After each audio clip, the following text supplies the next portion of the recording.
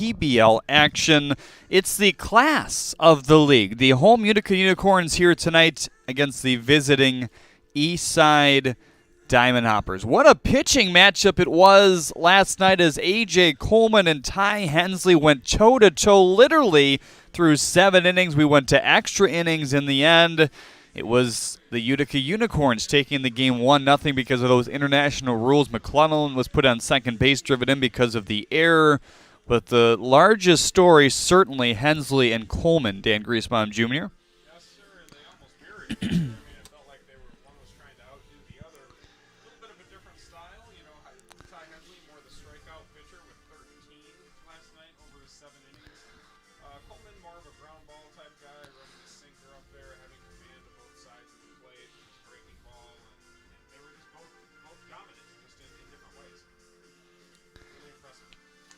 Ty Hensley, 13 strikeouts. We talked to Justin Orenduff after the game, and he ended up throwing 103 pitches, and that was sort of the plan, you know, get him past 100 pitches. We've seen him pitch a full season, 60-plus innings worth of injury-free baseball. That was goal number 1, along with, you know, redirecting the mechanics and making his pitches bite more and do exactly what they want the curveball to do, the fastball to do in terms of velocity.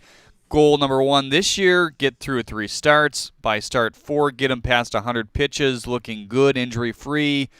Bingo on all those, huh? Everything in the Ty Hensley plan is coming together perfectly as of right now. The velocity's there, commanding the breaking ball, which is just nasty.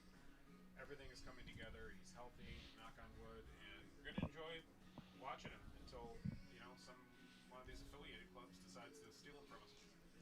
And Jim Essien is a believer that if there was affiliated baseball right now, he'd be there, along with Nolan Clenny and the likes. And we'll see whenever that might open up, because it's such a question mark. You know, around now, guys would start getting signed and go to their respective other teams. But with everything in flux, with all these guys being released, we see some of those guys coming back to us even.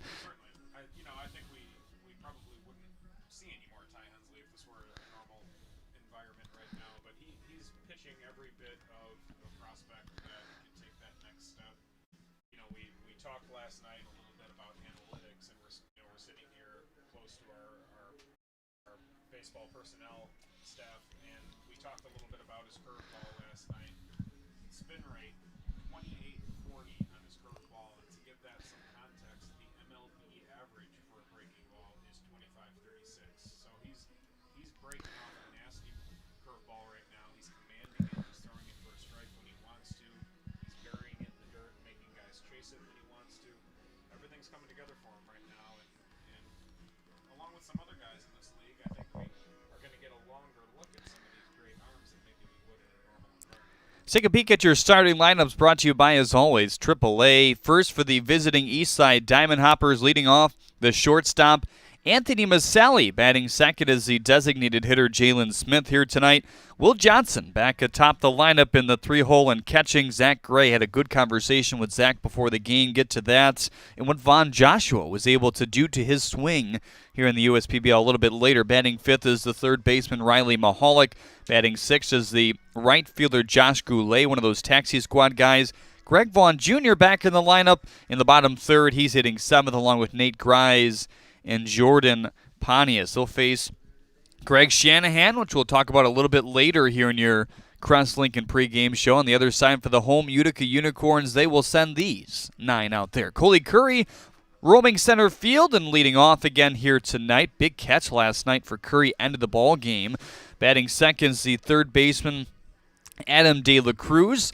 Third is the shortstop, Malik Blaze. Ben Bavley put up to the cleanup spot today, playing second base as well. Nick Snyder batting fifth and playing first. Colin McClelland from the taxi squad is hitting sixth, and DHing here tonight, Ashton Bartzell playing right field and batting seventh. Antonio Torres back behind the dish for the Unicorns. Solid catcher, a guy that Ty Hensley has said has done a really nice job so far. He'll catch Dugan Darnell here tonight, and then, he'll catch Shanahan here tonight. And Derek Hurd will round out the order and play left field as well.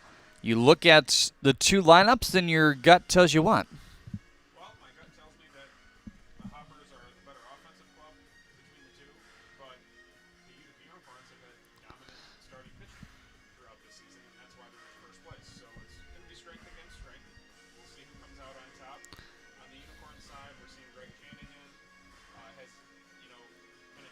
guy for the Unicorns yet, and we'll see what kind of a start he gives them. And on the Hopper side, their last time out, they were actually a little bit cold with the bats, uncharacteristically so.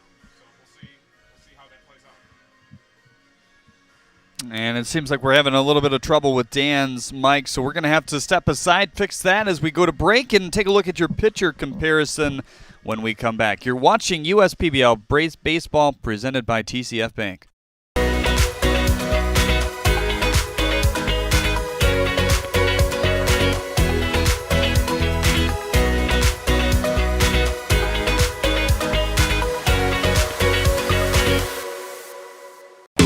Order Jimmy John's and we'll bring it to your car door. Leave it at your front door or have it ready for you at our drive-thru. Just use jimmyjohns.com or our app to tell us what sandwiches, drinks, chips, and cookies you're hungry for. When you want it and how you want it. We're ready.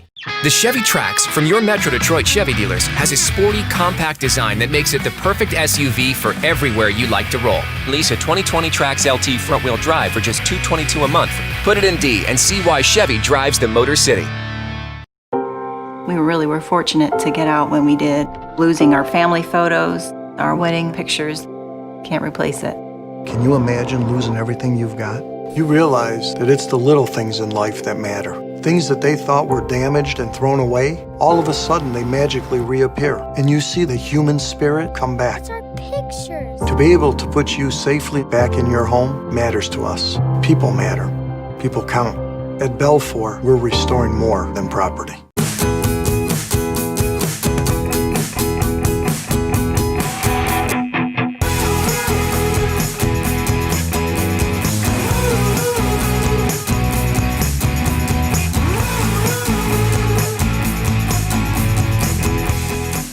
Catch the Chevy Equinox at your Metro Detroit Chevy dealers. Lease a 2020 Equinox LT front-wheel drive for just $261 a month for 36 months. Put it in D and see why Chevy drives the Motor City.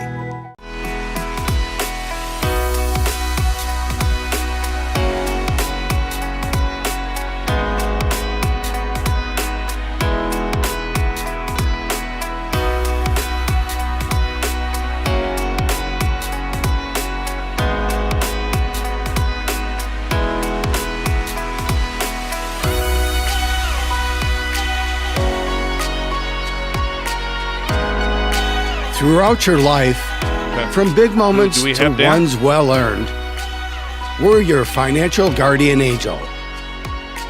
Alliance Catholic Credit Union. Do we have Dan or not?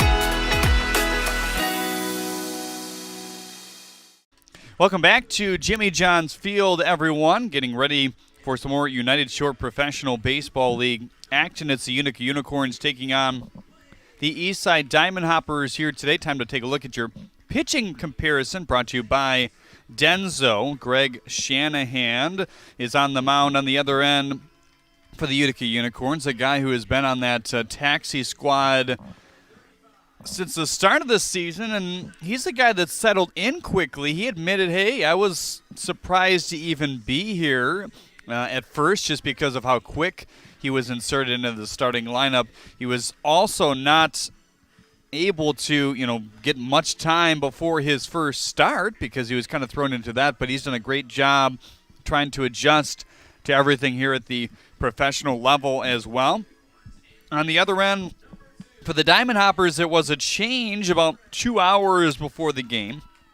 Kyle Lugar was at first supposed to go here today for the Hoppers. It is now Dugan Darnell, a guy who is relieved mostly so far this season for mostly Paul Nochi's squad. So we are looking forward to seeing Dugan Darnell, a guy that mostly closed in college. I mean, he's a converted position player as well. So Dugan's got good stuff, and we're excited to see him as a starting pitcher on the mound here tonight as well. We're going to step aside.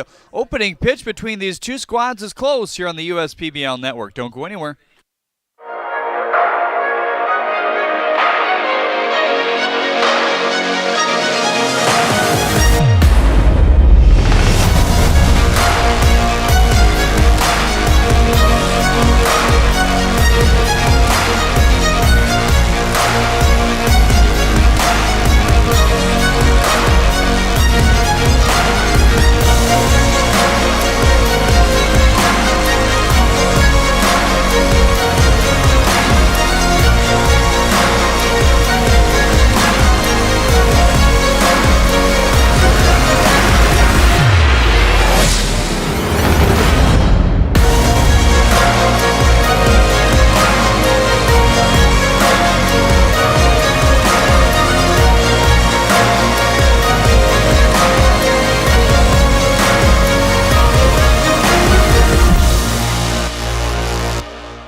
All the opportunities I've been given, I would not have been able to get at bigger universities. Here, the professor cares about your success and is willing to work for it with you.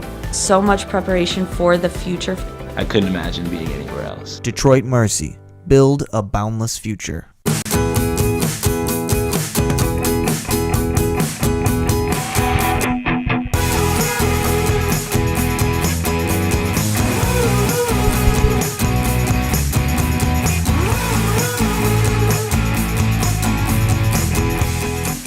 Catch the Chevy Equinox at your Metro Detroit Chevy dealers. Lease a 2020 Equinox LT front-wheel drive for just $261 a month for 36 months. Put it in D and see why Chevy drives the Motor City. We really were fortunate to get out when we did. Losing our family photos, our wedding pictures, can't replace it. Can you imagine losing everything you've got? You realize that it's the little things in life that matter. Things that they thought were damaged and thrown away, all of a sudden they magically reappear. And you see the human spirit come back. It's our pictures. To be able to put you safely back in your home matters to us. People matter. People count. At Belfour, we're restoring more than property. Jeremy Otto back alongside Dan Griesbaum Jr. He's allowed to talk again. We fixed our technical difficulties. Are we sure?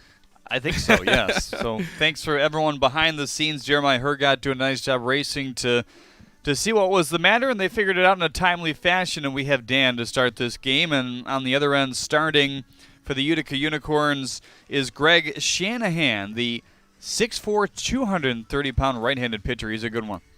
Well, in theory, I didn't say anything that novel before anyway. I was just talking about how amazing Ty Hensley was last night. I'm sure everybody already knew. So let's just take a look at Shanahan now, I suppose. Shanahan, don't look at the elevated ERA, but he's a guy in his last start, 4 innings pitched, 2 hits, no runs, 1 walk compared to 6 Ks, 2-seam, 4-seam slurve, change-up cutter. So quite the That's a lot. Deep arsenal. And he's got plus hair. He does.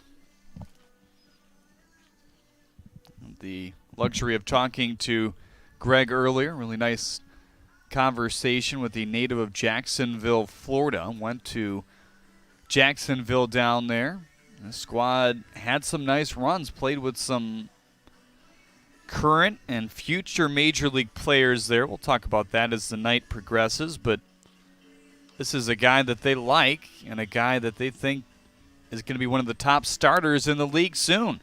I believe he was mostly a reliever in college, wasn't he? Yes, so he came into USPBL action thinking, yeah, I'm going to have to prove myself, be a reliever, and then 1 p.m. game time, he was on the Beavers, and he was starting. All of a sudden. Sometimes that's the best way for it to happen. You don't stay up all night worrying about it. You just get out there and get to your business. Anthony Maselli to lead off for the Hoppers here. Anthony had one of only 2 Diamond Hoppers hits the other night. It was an infield hit. He didn't scorch it or anything, but hits were hard to come by. First pitch of the ball game at 7:04. Another nice sun-soaked night for baseball here. So glad you could join us on the USPBL network. Garner that's going to go foul. Anthony Maselli. Yeah, has been a staple at the top of this Diamond Hoppers lineup. That's for sure. I think he's led off every game, if I recall. Here's the 0-2 pitch. Ooh. Outside. Kind of got away. Take a look at the Unicorns' defense. In left field, Derek Hurt. Coley Curry in center. Bartzell in right. De La Cruz at third, Blaze at shortstop, Bavley at second base, Snyder at first, and Torres completes the battery here tonight. 75-mile-per-hour pitch that sneaks inside, 2-2. That looked like the slurve. Yep, trying to get it in on the hands of Maselli, it looked like. High and away. So now Shanahan in danger of walking Maselli to begin this one here.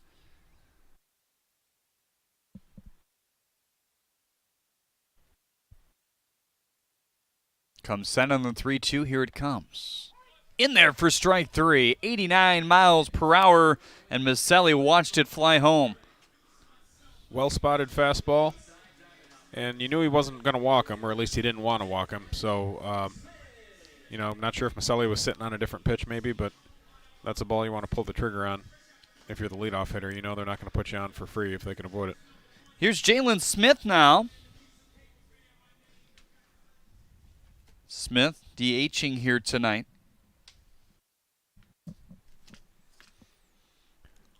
For 3 with an RBI a couple nights ago versus the Mammoths. That was a 6-2 win for Westside, their first of the year. Jalen had a tough one in the field too. That was, he bounced back from it, but made 3 throwing errors during that game. And this one to Blaze.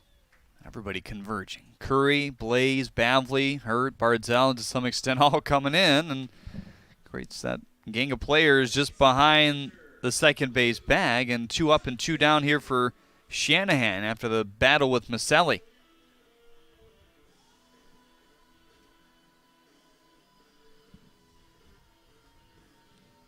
Will Johnson, the catcher's got a pretty good start offensively for this Hopper squad. Steps to the plate now, 273 as he checks his swing on the slurve there. So slurve, for those of you that are not familiar, slider, kind of curveball mix almost. Yeah, not as hard as a slider, but sort of in between the slider and the curveball in terms of the movement. It's got some downward break, but also some break side to side. Not something that everybody throws, and I don't know that anyone necessarily intends to throw it. That's just kind of the way their breaking ball is because of their arm slide and the way they grip it. You wanted that 0-2 pitch at 89, and halfway stepping towards the dugout was Adam De La Cruz at third base as well. Close pitch for sure.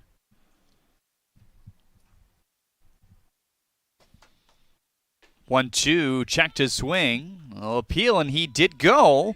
So that's a snappy 1-2-3 inning here for Greg Shanahan. Strikes out a pair. We head to the bottom of the first and check that Utica lineup again when we get back here on the USPBL Network.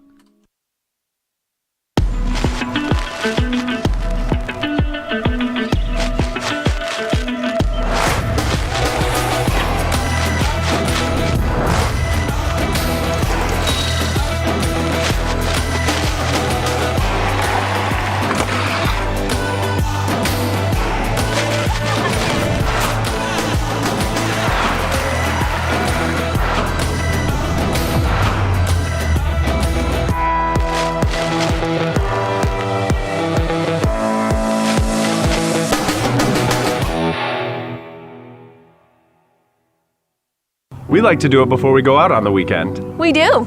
We do it every week. Whether we need to or not. We did it today. It was really dirty. My parents do it every day. Hey, kiddo! Do it every day with the Unlimited Club, only at Jack's Car Wash. Protect your car from the hot summer sun, dust, dirt, and contaminants all summer long with the Jack's Unlimited Club. Join today, starting at just $21.99 a month. Jeremy and Dan back with you here from Utica, Michigan. Let's check the Utica Unicorns lineup once again. They'll face Dugan Darnell here tonight. Pitcher brought to you by Denzo, as always. 8.1 innings pitch and no runs scored off him in the earned department so far. Coley Curry leading off and playing center field. Adam De La Cruz batting second and playing third base. Malik Blaze in the 3-hole batting sixth. Ben Bavley, Nick Schneider, and Colin Mcclelland represents the middle of the order. Ashton Bartzell, Antonio Torres, and Derek Hertz rounded out for the Unicorns here tonight. So Dugan Darnell technically getting his second start of the year, his first one not too long, as he's only pitched 8.1 innings through 6 appearances total.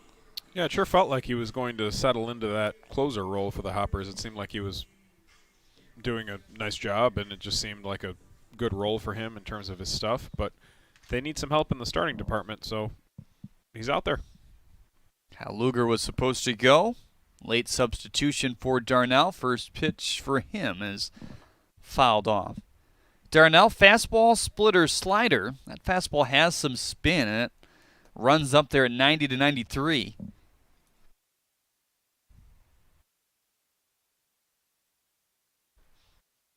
A little bit more of a deliberate delivery than we've seen among these starters here in the USPBL. So that could mess with some timing over the course of these first 9 here. And many times he comes in out of the bullpen, certainly, too. Yeah, he just has that feel of being a back end of the bullpen type guy. 83 in the dirt there. So his numbers in total, 8 1/3 innings pitched, 4 hits, 1 run given up unearned, as we talked about, 4 walks to 17 Ks. Put in a lot of work to get his strength and velocity up over the summer and since he's been here last year. 77 inside.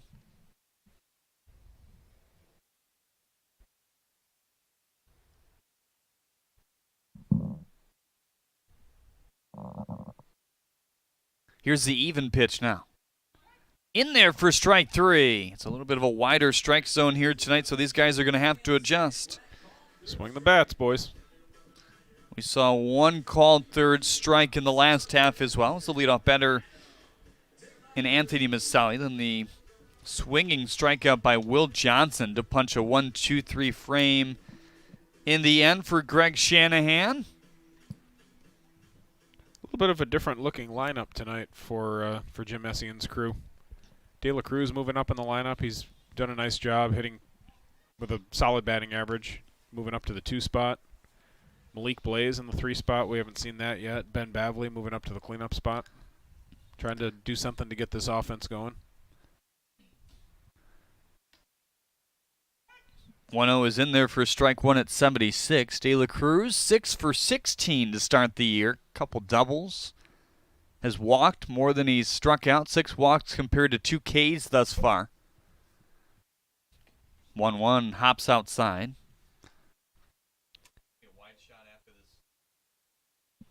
I feel like thus far Darnell's breaking ball has been a little bit quicker than we've seen in the past.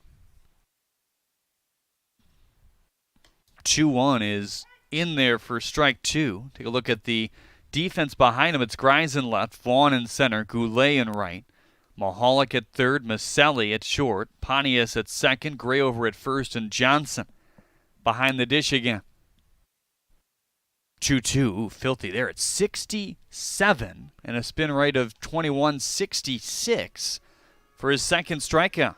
He's featuring a couple of different types of off-speed pitches right now. I'm not sure if the faster one might be his split finger. It's tough to tell from the angle that we're at, but then he's got that slower curveball. A couple of different things for the hitters to think about.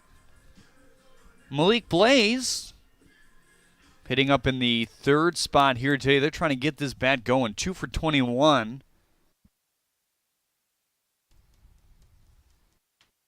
Strikeouts haven't been a huge issue. He does have 5 compared to 2 walks, so he's making contact, just not getting them to drop. I didn't expect him to see him in the 3-hole. It's maybe something to get him going a little bit, get him a little bit of confidence.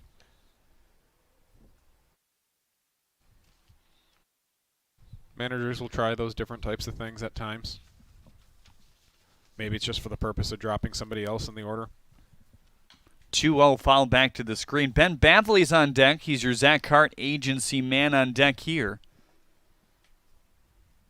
Middle of the infield pretty spread to their respective holes here. First baseman Gray slightly in.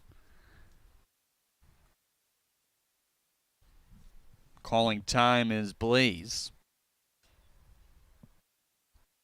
So strikeouts abound here in the first 5 batters of this contest. 4 of them have gone down via the Ks. This one is delivered outside. So Justin Orenduff would like to see 3 innings, around 50 pitches for Dugan Darnell, and no walks, he says. That's good advice. Didn't give a strikeout count, but that's his ideal world. 3-1 is outside at 81, and that He's is already disappointed his boss, I guess. Paul Nauchi's going to come out and take him out now. Those are the marching orders. No walks. Ben Bavley, solid second baseman, steps to the dish here. I like seeing Bavley move up in the lineup. He makes good contact. He's got some pop in his bat. He really had the key. I don't know if we can call it a hit or not. I thought it was a hit in extra innings last night. It was a pretty tough ball, I thought, for the first baseman to field. But in either case, he drove in the run that ended up winning the ball game, and I think he's deserving of a cleanup spot for now. 4 RBIs for him thus far. Really big secondary lead for Malik Blaze over at first. Took 2 long jumps towards second base. Yeah, Malik will still steal you a bag. You got to keep your eye on him, especially with the 2 outs.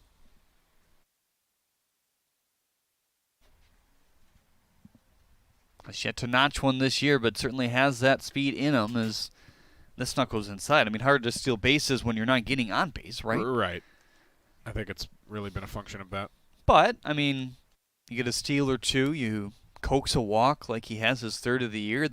Those are the things that you can put together and try to get going here in this young season. You can't steal first, as they say. 1-1 is low. Have you ever tried? Probably the closest thing is that drop 3rd strike. Get away with one. There you go. How disappointing is a catcher when he doesn't get that out over there? On a drop 3rd strike? Yeah, that's embarrassing. That's one of the... Or even worse is if you throw it over the first baseman's head or something like that, and it turns into a double or a triple on you all of a sudden when it was supposed to be a strikeout. You feel like you need to buy the pitcher lunch after something like that. When you chuck it around after the strikeout and you airmail. I remember in my younger days when I was playing, when I would do something like that, the most critical person in the stands, I could hear my mother yell at me. Ooh, great jump for Blaze. This is a pop fly to left. Mahalik and Grise going over. Sliding play in front of the wall, and Grise is able to hold on. Nice. Great catch. I didn't think that was going to stay in play, but I didn't think so either, especially in that part of the ballpark where it juts in like that. On time for your freaky fast trivia. You got a 3-game hot streak going on. I got to stay hot. Stay hot. So seen on all sunscreen bottles, what does the term SPF stand for? Is it sun protection factor? You sure? Is that your final answer? We'll do some. Yeah, I mean it was my first answer, so I'm gonna go with it. Sun protection factor. Ooh, no, you got it. Oh, oh I did. Oh man, you were sort of playing the Regis yes. there, but you were messing with me a little bit. I really felt like that was the right answer, but when you asked me again, I started to question myself. But I'm glad I stuck with it. I'm a big fan of Who Wants to Be a Millionaire. I used to watch that all the time. You know, he was required to say final answer in the rules of that show, and I understand that the editors would cut it out for the first 5 questions just as to not annoy the audience. Really? Hearing it too often. Yes. Interesting. Yes. How many in a row do I have now? I think that's 4. 4 in a row? Okay. Jeremiah, where are the standings? Right. With everything else you guys are already working on, can you put together a standings of my freaky fast trivia? No, all these guys behind us are doing a great job. We appreciate all their help for making these things what they are. And I mean, it's going to continue to evolve. We've already made many strides since this time last week, and I'm sure we'll continue to improve this thing as you all watch along as well.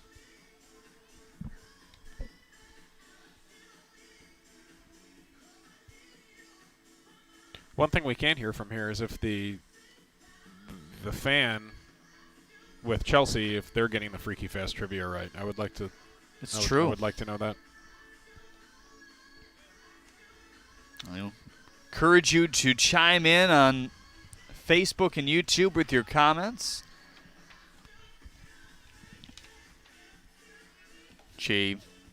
Finnis says, let's go hoppers with that frog emoji. I should look for the frog emoji in my phone. I don't think I've located that one yet. You know what's sad? I put together a fish tank in quarantine, my wife and I did. And, we got some neon tetras in there. We have an algae eater. Oh, yeah. And we tried those African dwarf frogs. I don't know if you've ever heard of those. No, but I haven't. Unfortunately, they both passed us in Really? the last couple weeks. I was bummed. What, did you not have the proper climate for that type of species? You know what? I think we had a higher tank than we were supposed to because they got to go up for air. They're Okay. fully aquatic, but they have to pop up for air every so often. We have one of those Is that right? half-moon 10 gallons where it's a little bit higher than Okay. normal. So, well, this is what the experts at the pet store are for. They're supposed to guide you through that process. yeah, and I kind of talked to them as, the one died and was trying to save the other guy and saying, do some water changes. But Right. Don't they have a Justin Orndorff of pets there that can I got to find them, I guess. can make the necessary tweaks for you to keep your aquatic creatures alive? 2-0 is in there for strike one. I think I'm going to go with a different species. So the fish are fine. Okay. Pleco, or the algae eater, is fine. But got to find a different one that's going to mesh, I think. 2-1 pitch is fouled off the leg of Zach Gray. Ever had a fish tank?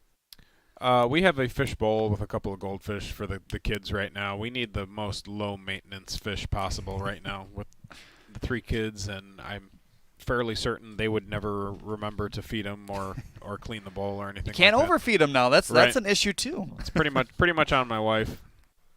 Here's the 2-2 pitch on the ground, foul. My cousin moved home from Miami, and he brought with him a pretty good-sized lizard. Really? And the kids, From the wild, or? I don't know the genesis of where he got it. I just know he was in Miami and he got a lizard, and he's actually a teacher. I believe he kept it in the classroom. That's cool. Yeah, teacher of young kids, and my kids got to play with that for a little bit. They were pretty excited. There you go. Here's the 2-2 again, sneaks inside. Well, Zach Gray off to a really good start, and he's happy with his tweaks that he's made since he's been here at the USPBL. Here's the 3-2 pitch outside. He walked him. And that is a big reason why, Dan, because he has always been a high walk, lower strikeout type of guy in his career. But I was able to talk to him early, and we'll dive into this as the broadcast progresses. But sophomore, freshman year of college, straight line drive type of hitter. Then they encouraged him after he got out of JUCO to, uppercut. And Von Joshua saw, that and maybe heard what Gray had done in the past, and he encouraged him to go back to the fluid, more straight line drive type of swing, and it's paid off this year. Low walks, more strikeouts than he would have liked last year, and he's got 10 walks to 2 Ks so far this season. And just to highlight, on the ground and through for base hit. Just to highlight part of what you said too, you did say Von Joshua, correct? Correct. So yep. the manager of the Beavers and guiding, a hitter on another team, which I think is fairly typical of the USPBL. I think everyone's kind of on the same page. It is. Technically, though, last year is when the tweak was made when Joshua was coaching under Paul Nochi. So Joshua took the head spot at the Beavers this year. But, yeah, okay. there's certainly that happens. Yeah, I think the point remains that, the staff is really a all-encompassing staff where they're, I think, really looking at everybody and trying to improve the entire group. And it's a must with the taxi squad. Yes. It's not like you can, True. Pick to right. try to develop this guy and then the next. Obviously, these managers want to win, and they'll do everything they can to win on the diamond, but there's also that aspect of the league as well, which is different for sure. Those taxi squad guys have a unique opportunity, really, if you think about it. They're being exposed to as many as 4 different managers, potentially, and can maybe take what they like from any one of those guys. Outside at 87, what are you seeing so far from Greg Shanahan? He is a guy who I don't think is going to necessarily overpower people. He needs to have his command and hit his spots. It looked like he did that for the most part in the first inning. Now he's leaving the ball up a little bit.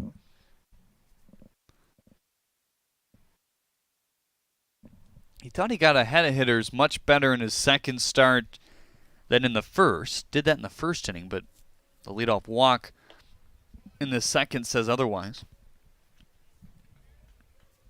But you've seen some of these starters. I mean, we've had traffic on the base pass, and you look back with a red marker to games 1 through 10, say, in the first couple weeks, and that was the story. The offense is scuffling to advance base runners. They're more settled in now. Here's the 3-1. That's in for strike 2, but a guy like Greg Shanahan could certainly work out of this with no outs and runners on first and second. And we'll see what kind of role he settles into really as the season goes on, if he's going to stay in that starting role or if he might be a swing guy kind of going back and forth. Here's a full count delivery now. Lofted to right. That's going to get foul. Hung up there long enough for Bartzell to panic. He would have had to beeline towards that one to make sure Gray didn't scamper home. Zach on first base to start this inning via the walk and a 3-2 pitch. And then the single on the first pitch by Riley Mahalik. Third baseman De La Cruz hugging the line. There's some room between him and the shortstop Blaze right now. Full count pitch again, served the opposite way, and that is going to do the same thing and get it a little deeper this time, but still hook foul. He's making them work. Goulet has been a guy who's bounced around many rosters with the Hoppers this year, 9 at-bats, 3 hits, 4 games in total, 3 of them starts. Starting in right field here tonight. 3-2 is high, and he did check his swing as they appeal. So the pond full of ducks with no outs here to start the second after a snappy 1-2-3 frame for Shanahan where he struck out 2. He's going deep in counts with guys right now, and unfortunately lost both battles, walking Gray and now Goulet. His ideal day in Greg Shanahan, talking to him before the game, wants to get as many outs and as few as pitches as possible. But with that, with the movement that he has with some of his pitches, he can also be a strikeout guy. He had 5 in the last contest. First pitch to Greg Vaughn Jr. in at 75 for strike 1.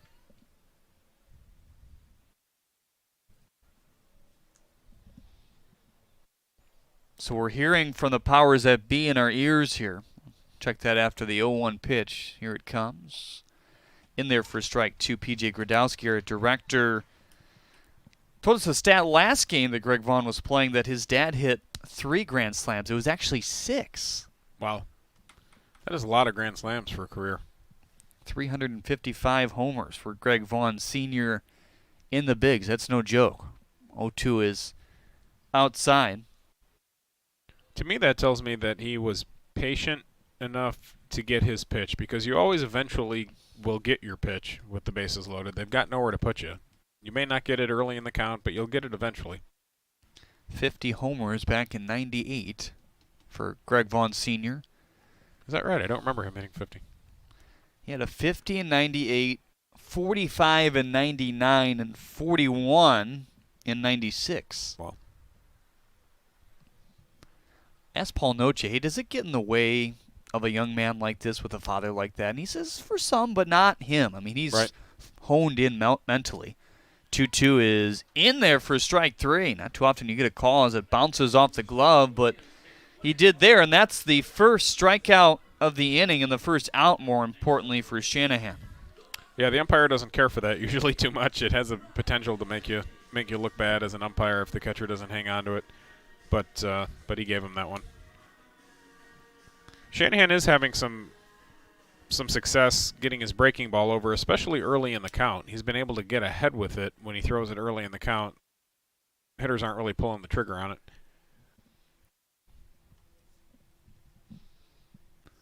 First pitch to Nate Grice now. Off the plate outside. Tried it again there. He just missed his spot. Grice not really a guy you want up there with the bases juiced. 6 for 18. Say he's hitting 8th, but not really much of a demotion in the bottom of the order in terms of what he's going to offer you. In fact, he's probably down there just to get some better pitches to hit. 2-0 pitch, high and away. And now he's ready to tee off in this situation. A homer and a double thus far for this right-handed batter.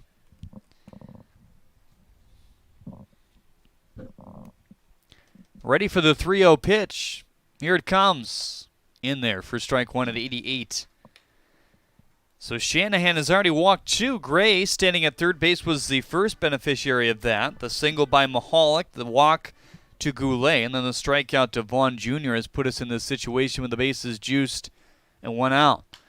3-1 again, lifted foul. He got the fastball he wanted there. He just got a little bit underneath it. The touch late perhaps, but it had some movement on it. See what he does here, 3-2.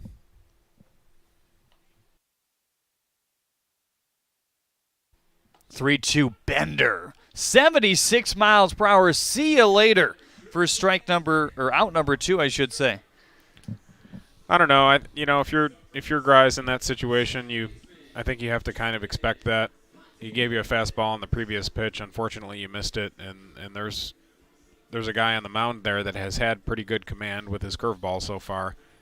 3-2 situation with him loaded. He has the confidence to throw that for a strike, and that's what you got.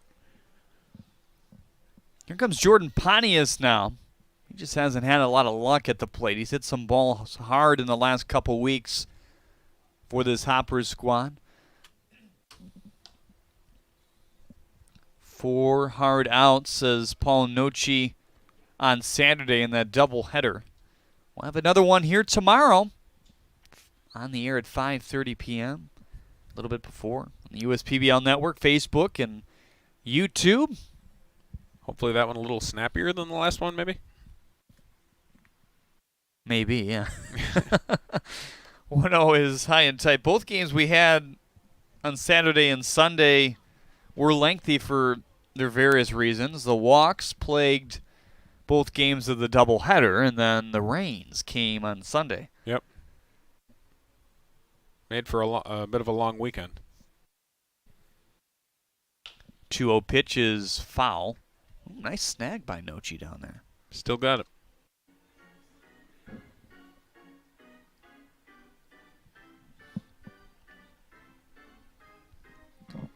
Pontius is the bottom of the order. They send it back to Anthony Maselli, your Zach Hart agency man on deck here in the second with 2 outs. 2-1, 89, high and straight. Pontius with a chance to look for his pitch now. Bases loaded, 3-1 count. Definitely don't want to walk the 9-hitter in this situation, walk in a run. Just got to look one speed, one location here and get your pitch. 3-1 pitch, high and tight. He's going to walk in a run here in the first.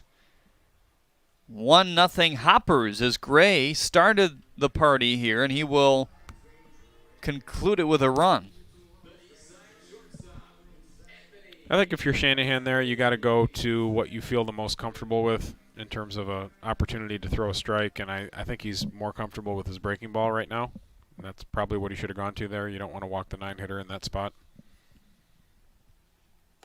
First pitch to Maselli up high. 7th man to bat here in inning number 2. Fastball is just getting up on him right now. He's having trouble commanding it down in the zone where he needs it to be.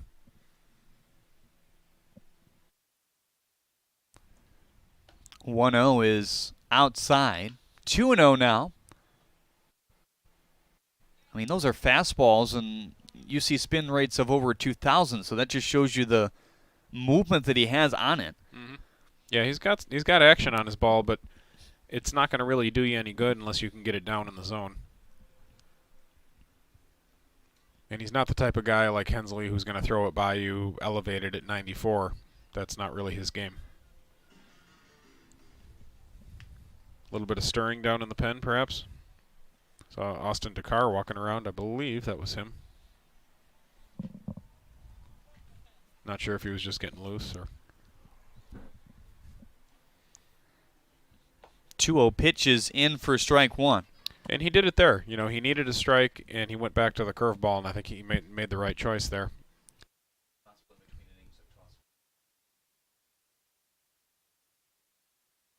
Two-one pitch is low. Anthony Maselli struck out looking back in the first inning. That was a part of a 1-2-3 inning for Shanahan. He did give Greg a battle on a 3-2 pitch, high and away at 86. And that's going to walk in another run. It's 2-0 here in the second. Mahalik scratching the plate now. Yeah, it's no great mystery what's going on, really. He's just having trouble controlling that fastball and getting it down. And, he's not trying to be cute or anything like that. He's, he doesn't want to walk these guys with the bases loaded. He's just having some trouble with it. Jalen Smith going to come up for the second time today, not before Antonio Torres goes out to visit here. This could be one of those times where the manager flapped his hand at the catcher and said, go out there and waste some time, kid. And veteran umpire Gary Wagenschutz taking a stroll out there and saying, come on, guys. Well, there you see some action in the pen. It's Austin Dakar, just like you said, nail on the head there.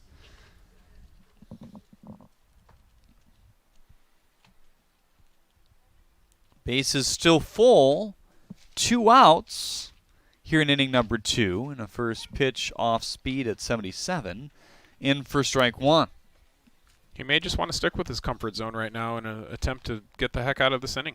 Just keep throwing the breaking ball, see what happens. You got to do what you got to do. 177 mile per hour pitch. In for strike 2.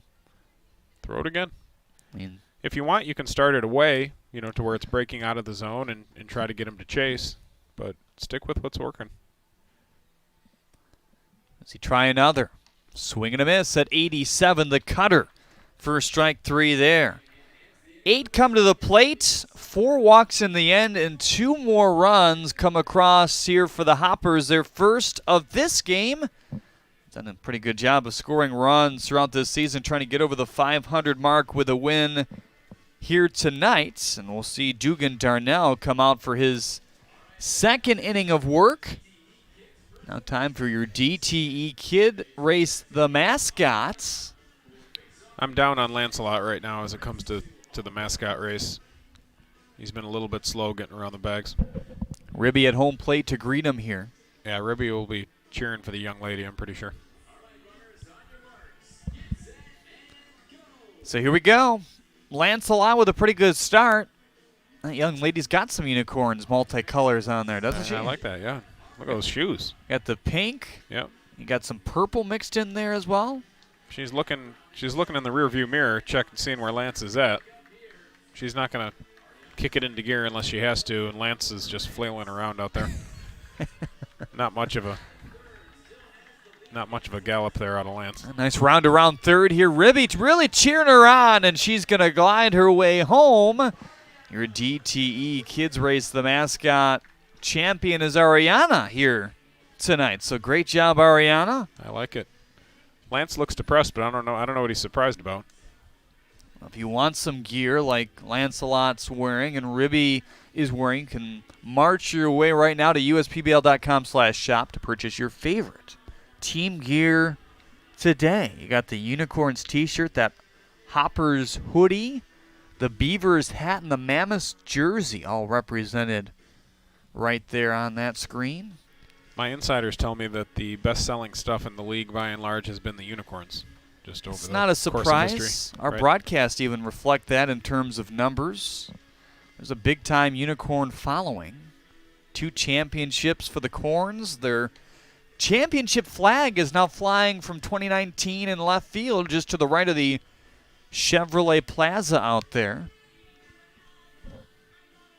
Jeremy Otto alongside Dan Griesbaum Jr. to bring the call here tonight. Dugan Darnell on for his second inning of work.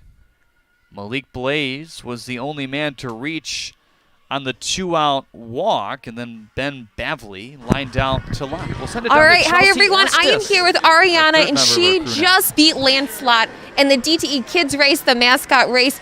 Ariana, you were so fast. How fast were you?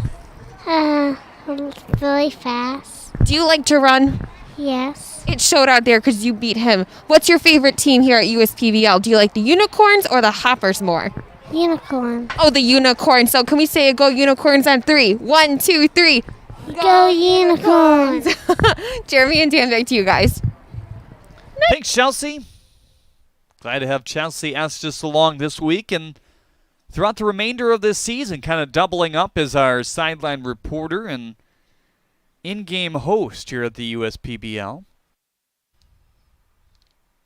Tisha Mitchell on Facebook says, yes, we love our corns.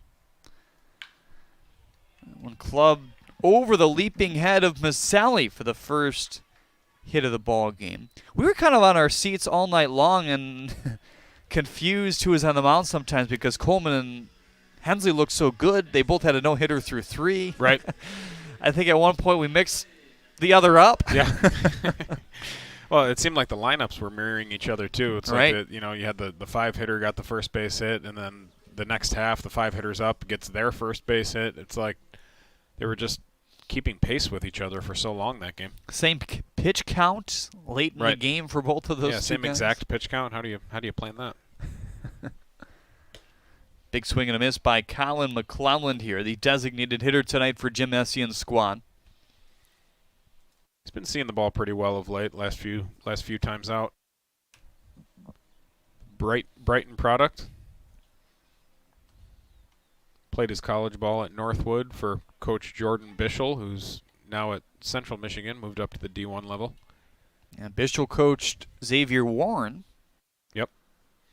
He actually recruited Xavier when he was at Northwood, but for obvious reasons, Xavier went Division I.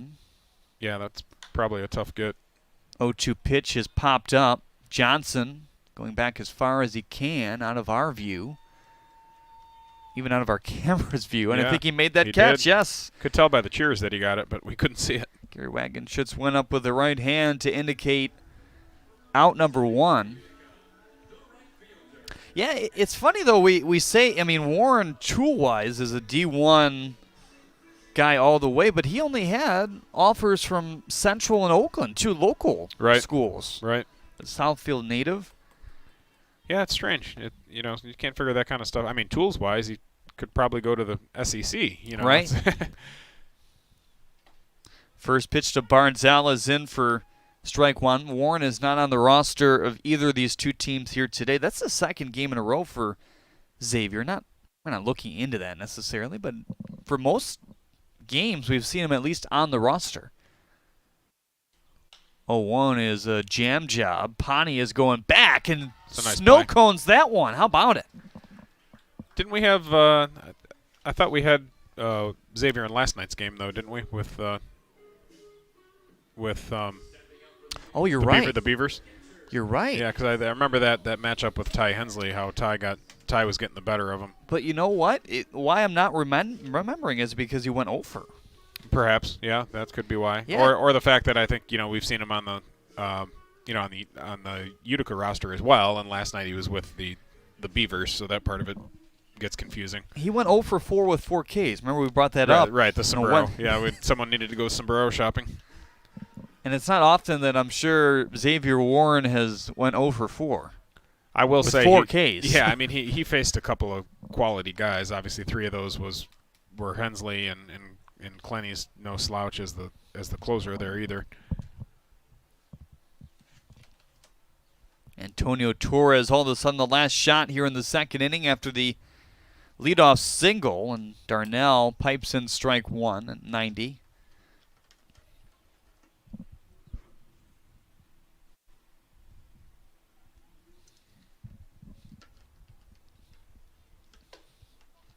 Big thing that guys make when they move from college to pro or high school to pro as a catcher, which Antonio Torres is calling your own pitches. And I kind of asked Antonio about that a couple weeks ago. Here's the 1-1 pitch is off the end of the bat and foul, and he says, I love it. Right. I never personally had a lot of experience with seeing catchers at any amateur level calling their own pitches. By my senior year of high school, I was allowed to do it, but keep in mind my father was my coach, so he probably felt like he schooled me enough on that type of thing over the years. So that was maybe one exception, but by and large in his program he doesn't allow it very often.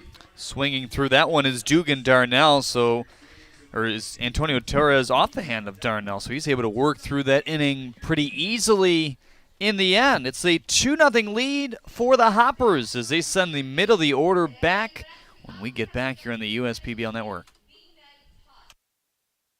Detroit Mercy really models a value-based education. They focus a lot on service, which provides so many different experiences and opportunities that allows us to tie in everything we learn, how to apply that outside of the class. There are a number of different programs that we're a part of to help bring the community back and revitalize the city of Detroit.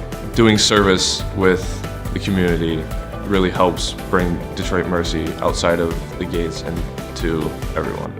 Detroit Mercy. Build a boundless future. Oh, right up here and look around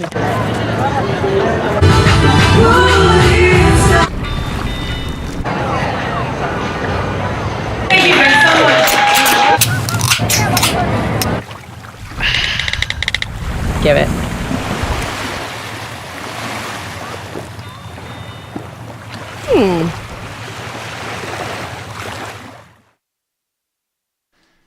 Welcome back, everyone, to Jimmy John's Field. 3-4-5 coming up here for the Hoppers. Will Johnson, Zach Gray, and Riley Mahalik coming up here.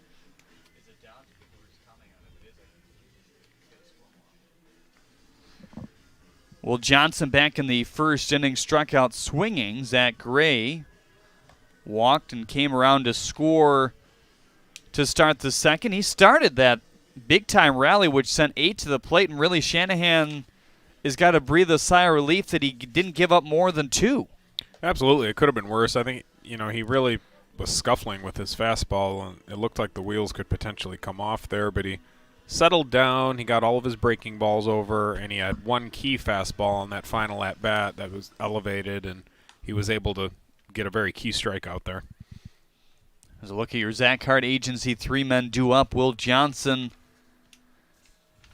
looking to get back on base here.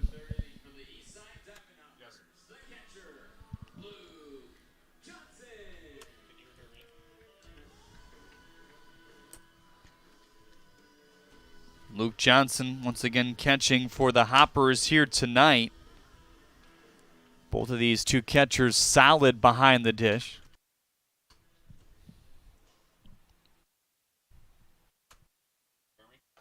That one is outside, 1-0.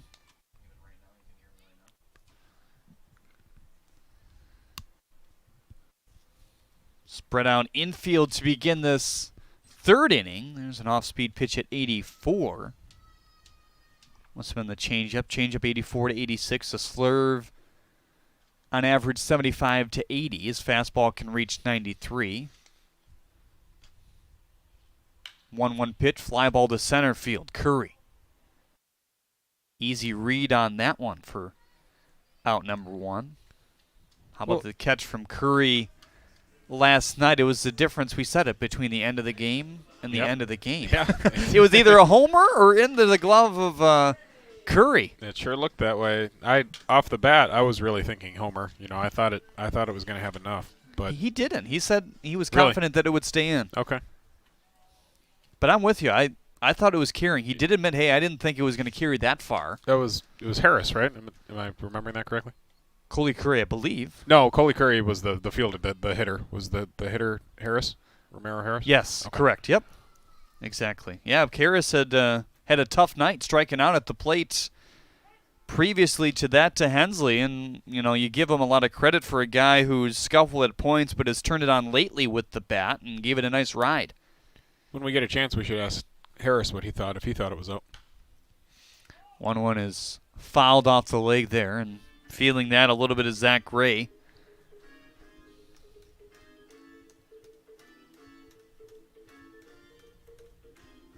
Home plate umpire Gary Wagenschutz giving him some extra time here. And Gray still feeling it. I've seen some guys beat up. Freddie Geely missed a couple games with that bursitis in his elbow.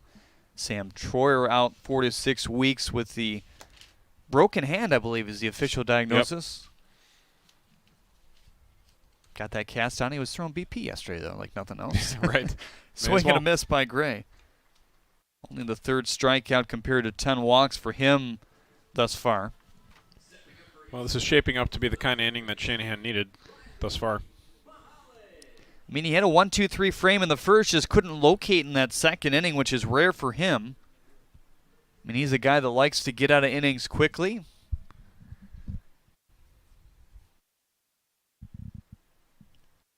First pitch to Mahalik is in there for strike one. Riley with a single. That put runners on first and second back in the second. He was the second run to come around to score. 0-1. Bounces at 84.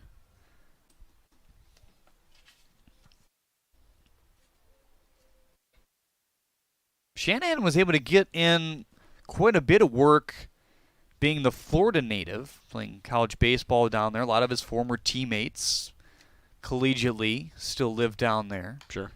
And a lot of them are still playing baseball as he is, so that makes it a little bit easier, and certainly Florida wasn't shut down to the same extent that Michigan was in terms of quickness. Right. So he was able to throw almost like normal without the game action, of course. I would have loved as a player to be in a climate like that where you can potentially get outside all year round and get some work in when you need to. Only thing you really have to worry about then is not overworking yourself, especially as a pitcher. And certainly as a college team, you have such an advantage. Oh, huge. They've made some moves to rectify that to some degree in college with the universal start date. Now you can't start playing games before a certain date, but for a long time in college baseball, it was a huge advantage. I mean, even when I played at Central Michigan, we'd literally get outside for the first time when we'd go down to Florida. Bavley. For the third out of this third inning, that's just what the doctor ordered here for Greg Shanahan. Another 1-2-3 breeze for him here.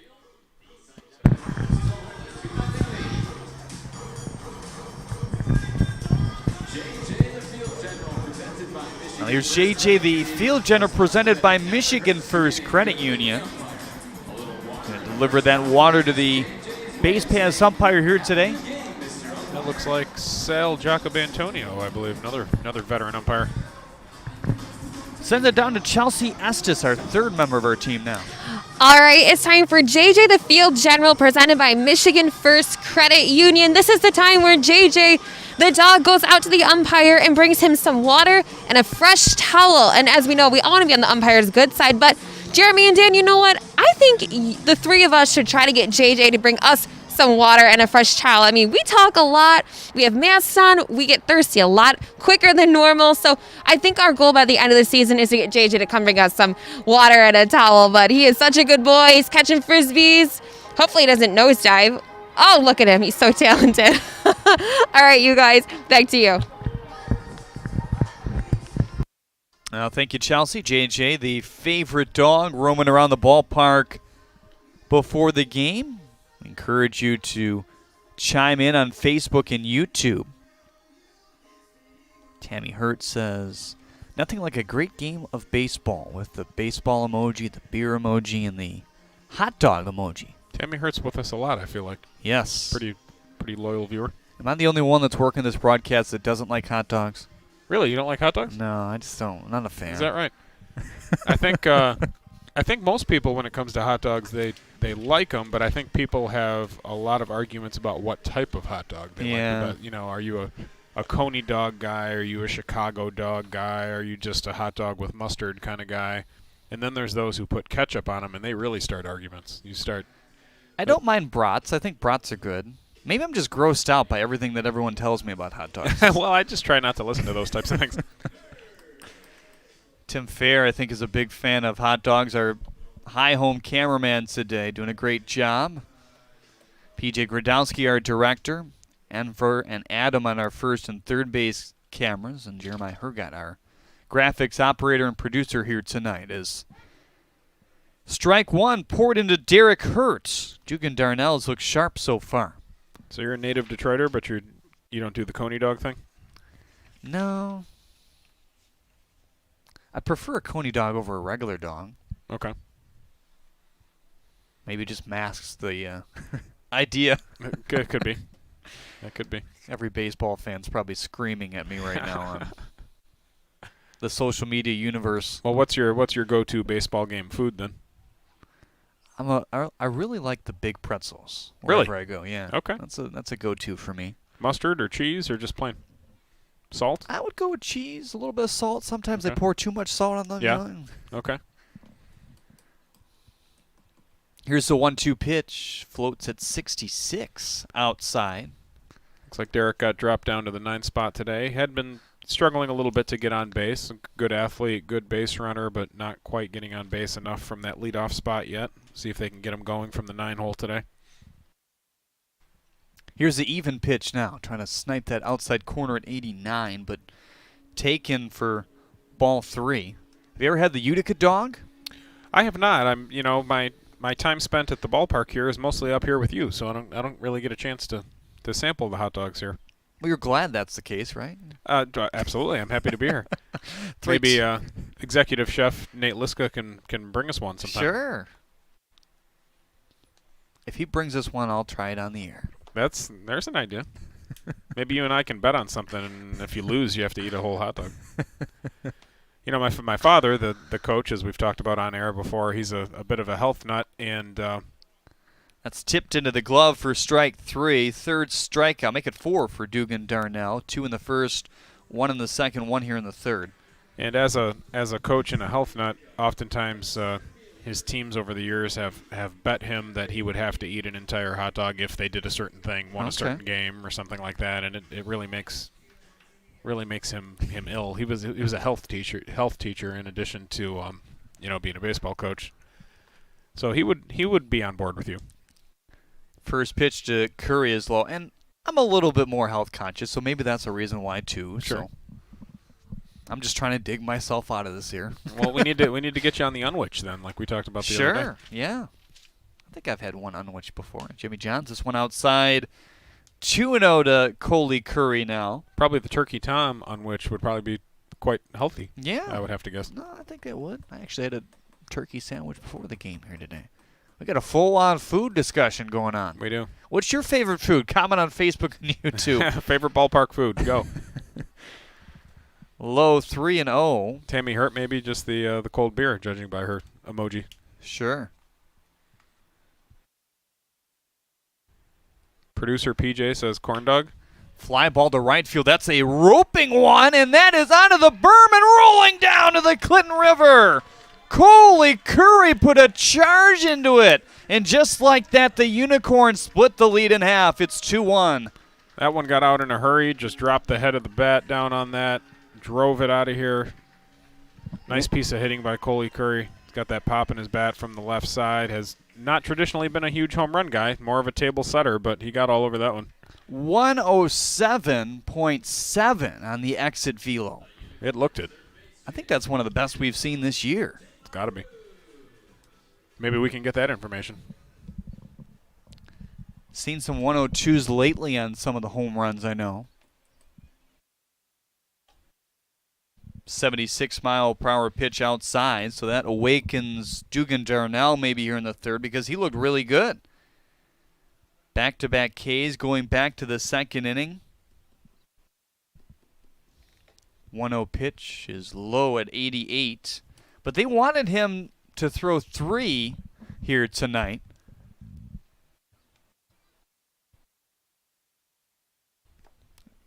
Adam De La Cruz 0 for 1 today with a strikeout.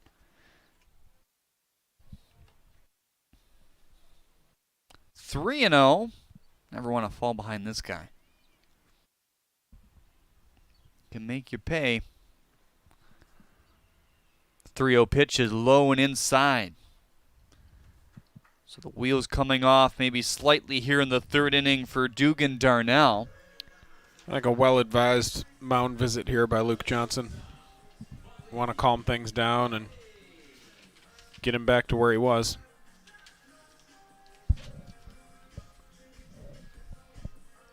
Luke Johnson very much a student of the game in terms of catching. He's made a lot of adjustments over his career, both at the plate and behind the plate, but kind of took that to the next level over this offseason. He compared himself to some changes that Gary Sanchez made in terms of receiving. First pitch to Blaze is a swing and a miss. Sanchez, before his changes, was one of the worst receivers analytically in Major League Baseball. Now he's one of the better ones. Yeah, that was always the word, was that he, great hitter, but kind of a weak receiver behind the plate. 0-1 is poured in at 91 for strike 2. Number 1, it started for him by keeping his knee down. As you see, as this pitch will come home in a second. Decent lead over there by De La Cruz. That one fouled off. De La Cruz really dances off the bag over there. Not sure if that's just part of his process for stealing a bag or if he's just trying to get the pitcher's attention, distract him a little bit. So Sanchez started catching at full extension, right? Then he started to bend his elbow. This one on the ground to second base, feeds to second easily, over to first, a little bit too nonchalant. Really a tailor-made double play ball in some ways, but Blaze gets down the line pretty good. That's for out number 2.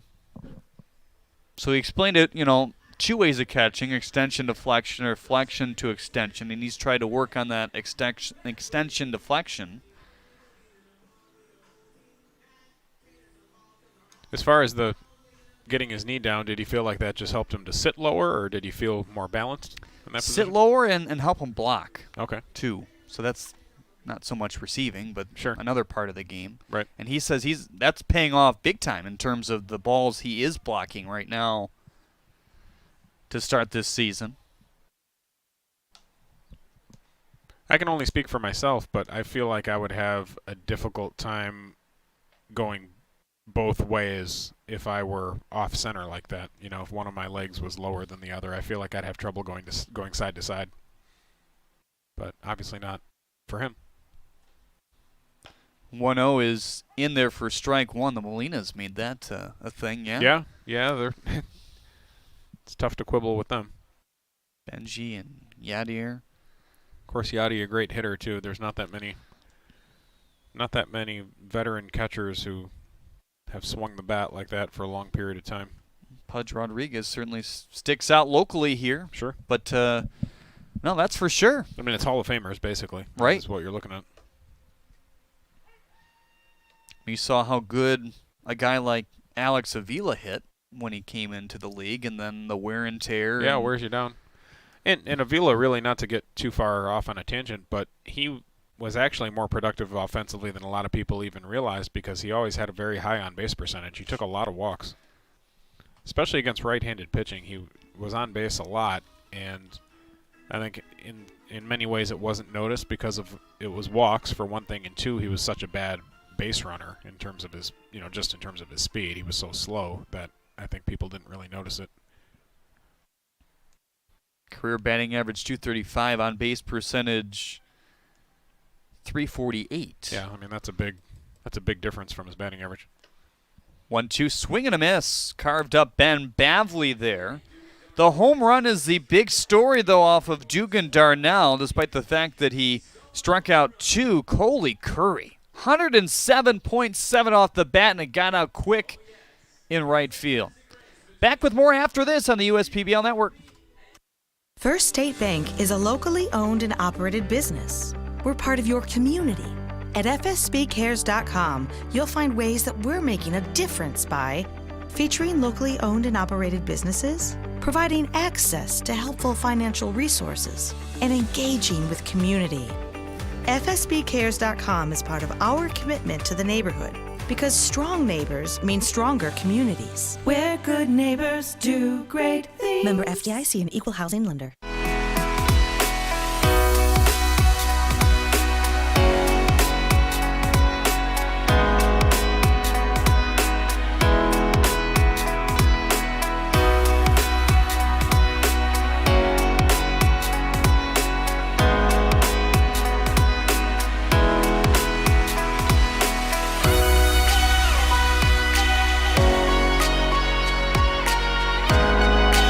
Throughout your life, from big moments to ones well earned, we're your financial guardian angel.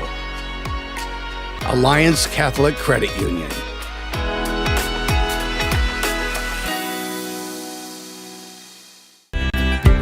At Priority Health, we're embarking on a new normal, embracing the changes needed to keep Michigan safe. While that may look a little different for everyone, Priority Health is here to help. With access to the care you need, the doctors you want, and the quality coverage you can afford. So you can get back to this, and this, safely, steadily, and with the smartest health coverage possible.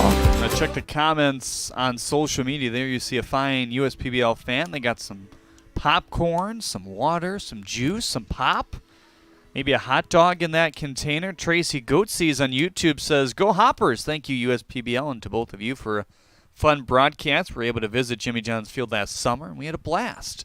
And the food is awesome there, too. What do you like best, Tracy? John Golay says, "We really enjoy the broadcast. Go Hoppers."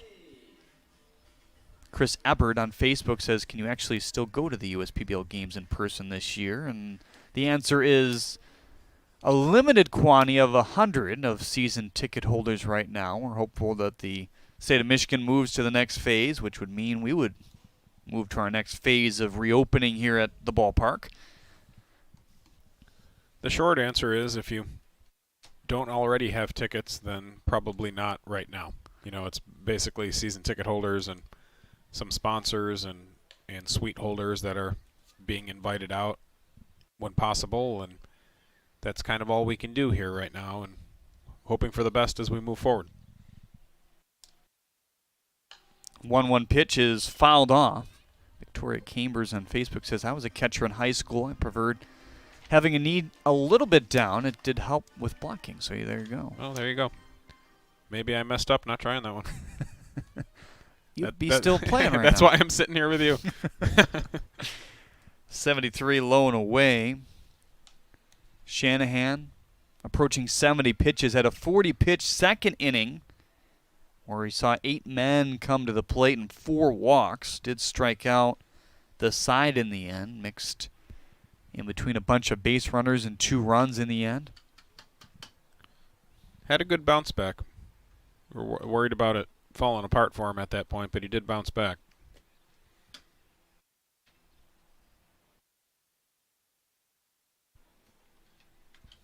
Jeremy Otto alongside Dan Griesbaum Jr. to bring you the call here tonight. Top of the 4th inning, 2-1 is our score in favor of the squad batting right now. Nearly nipped Josh Golay as he has to hop step his way out.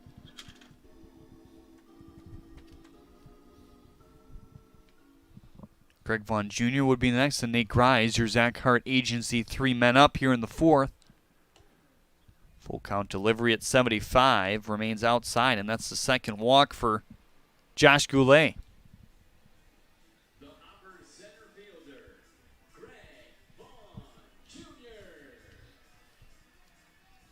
Greg Vaughn Jr. today, 0 for 1 with a strikeout. That was for the first out with the bases loaded back in the second.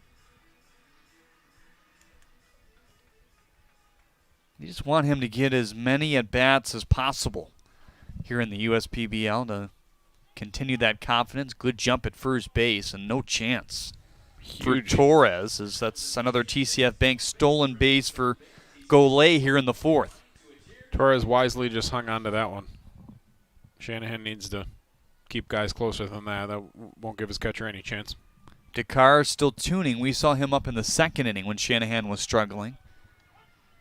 87 in there for strike 1. So good bat speed in this right-hander's bat here. Good fundamentals, has good mechanics, they think, as well in the box. 1-1 is Highs, another one of those guys that came over from the California Winter League. Both Nochi and Joshua coach over there. Joshua's starting lineup, at least to start the year, half of the guys were from there. He was confident in what they could bring over to Utica, Michigan, as the count evens out at 2 apiece now. I feel like Vaughn has pretty good plate discipline. 2-2. Off speed again at 75. Chop to third. De La Cruz hops on it quickly for out number 1. Good check of Goulet at second as well.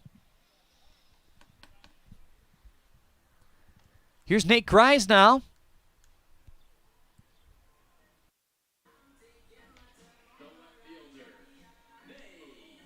Gary Wagon shoots, helping out. JJ get that bat there. Little assist.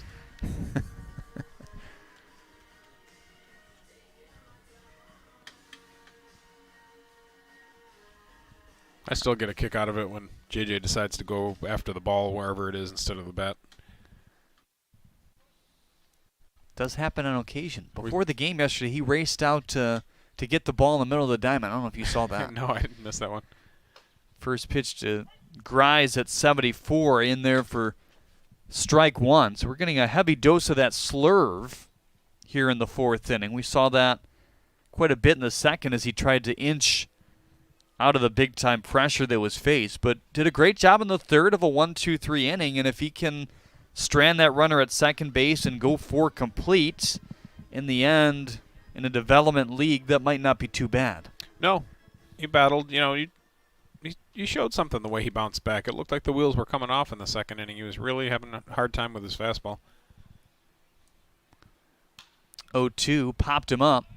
This is going to reach the outfield. Bartzell coming in over his Bavley, and he can't quite make that catch. You think Bartzell should have pressured that a little bit more? Probably. It's definitely an easier play for him, that's for sure. I don't know for sure if he would have got it, but definitely an easier angle. Credit to Bavley for going all out trying to get there. Get a second look on our YouTube monitor here. Dead sprint for Bavley. I think Bartzell, seeing that, didn't want to run into him. Right. Is that one where you have to call it off really early if you're going to take it as the outfielder? Well, the outfielder always has priority. If he can catch it, it's his ball, and you got to peel out of the way. 1-2 on the ground. Diving stop by De La Cruz. Gets up, darts over. A stretch by Snyder. But scooting on the first base bag is Grise before that throw gets in. I'd like to see that one again. That looked like a close play at first base. So it's going to be an infield single, despite the great effort by Adam De La Cruz.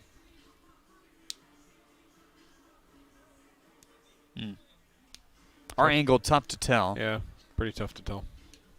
Need one more towards the first base line, but nonetheless, Grise hustling down. That puts runners on first and third as they look for a AAA insurance run here in the 4th inning. 2 hits on the board for each squad. That's all, despite all the traffic. In motion to second base, and Torres will hold, all things considered. The Hoppers have clearly decided that they can run on Shanahan. They're not running on the catcher here. They're running on Shanahan, getting huge jumps. And Grise not necessarily a huge base stealing type, but no chance they were going to throw him out there. 0-1 on the ground to Bavley. He was slightly in. The whole infield was. And able to make that play for the second out. The run does score, and it's now 3-1 in favor of the Diamond Hoppers here in the 4th.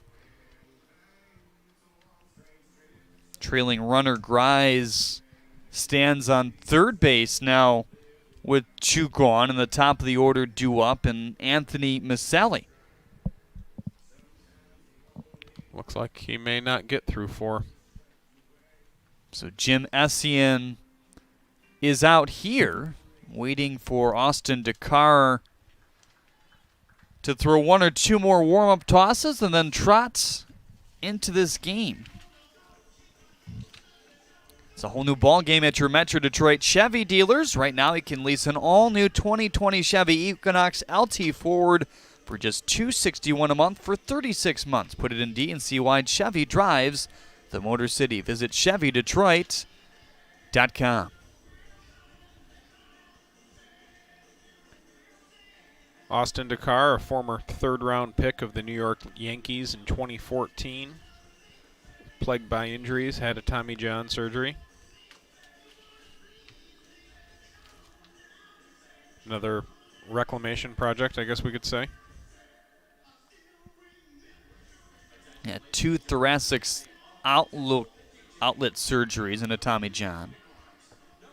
And there's a number of guys that they say, hey, look, we want him to be like Ty Hensley, or we want him to be like Nolan Clenny. And they think this guy with a fastball that rides up there at 93 to 96 and a really good curveball can do just that out of the pen.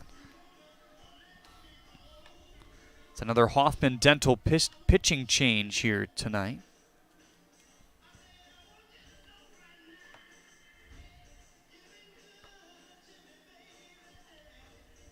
Third-round pick back in 2014 of New York. Spent 2014 with the Gulf Coast League, then went to A short in 16 after an injury. Came back in 17, started at A full, then was demoted to A short.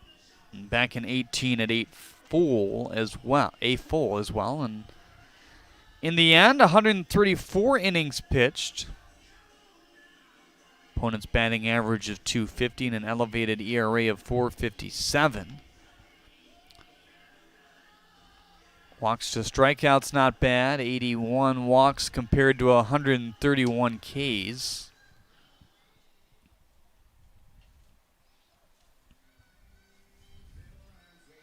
We'll see the top of the order come up now on Anthony Maselli, your Zach Hart Agency man on deck here.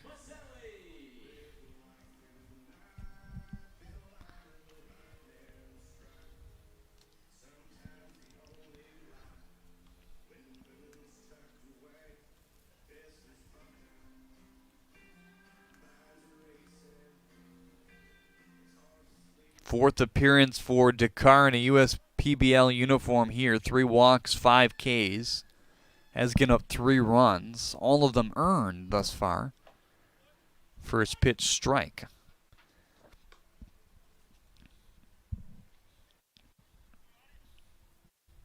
Curveball, good rotation on that one. Spin rate of 26.15. Dan talked about it earlier. Major League average 2,500. Ty Hensley with a pair of 3,000s yesterday on his curveball. It was on point. Most pitches were. Yes. Fastball that reached 95, I believe 96 once, but he was piping a consistent 95 into the zone in inning 3 or 4 last night. Then he brought it back up again when he needed it in the 7th. That's great to see. Yeah, when you can reach those kind of numbers in the 7th inning, shows how healthy he is right now. He looks great. 103 pitches deep as well. First time in a USPBL uniform he's able to do that. This one's low to Maselli, 3-1. He went all the way in the championship game last year as well here at Jimmy John's. Not a bad guy to run out there in the championship game.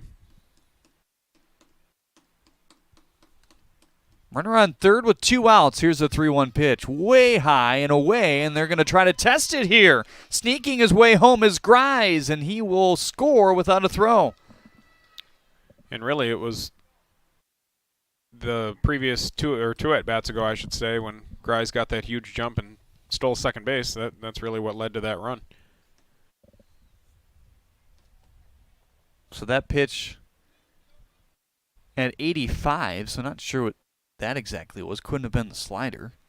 I wouldn't think so. May have been his split. You know, I don't know traditionally how hard he throws his split finger necessarily. Sometimes they can run up there pretty quick. Jalen Smith trying to break an 0 for 2. I would say the way that it got away from him, it certainly could have been the split. Runner moving again. Throw to second base, not in time, as Bavley has to jump out of the way and jump to get that ball. Another TCF stolen base here in the 4th. Just huge, huge jumps.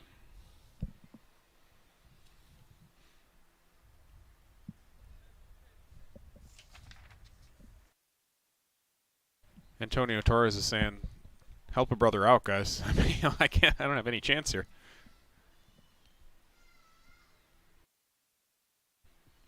First pitch to Jalen Smith. Checked his swing, and the Gonna say he went around. Gary Wagenschutz giving the right hand to that 77-mile-per-hour slider. Even better on the spin rate that time, 26.87. 0-2, another one outside. Well, Luke Johnson, is on deck. Zach Hart, agency man on deck here in the fourth.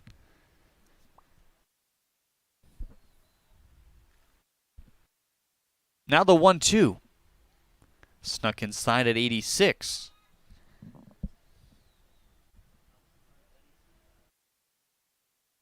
Top of the order today has struggled to get on for the Hoppers. It's been 5 through 9 who've really done the damage.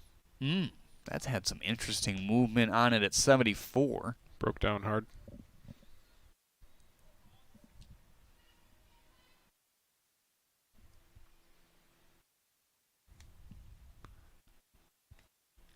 Still one pitch away from getting out of this inning with another runner in scoring position here in a 4-1 spread.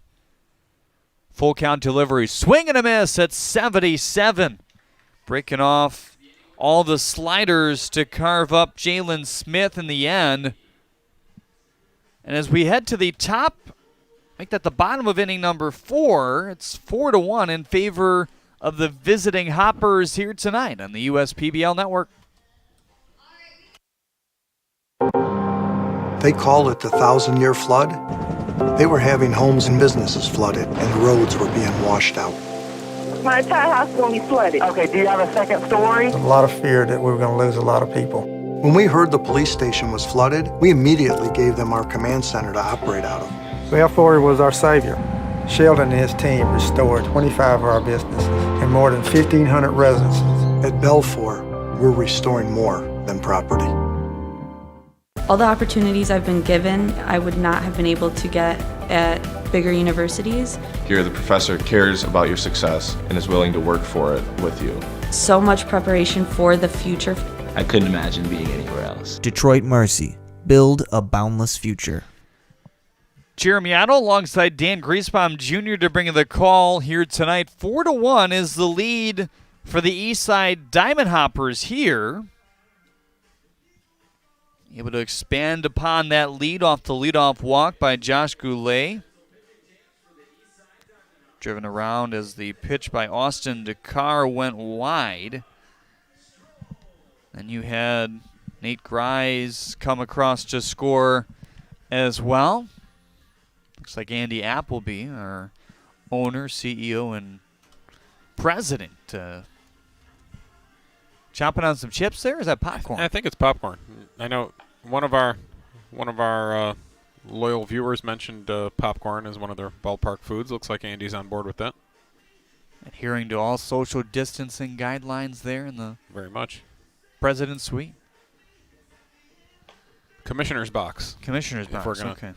That's one of those things that I can correct you on, being around the ballpark a little more often than you are, perhaps. Austin, or make it Dugan Darnell, Dakar was just on. Is done as we have another Hoffman Dental pitching change here. It's Noah Stroll.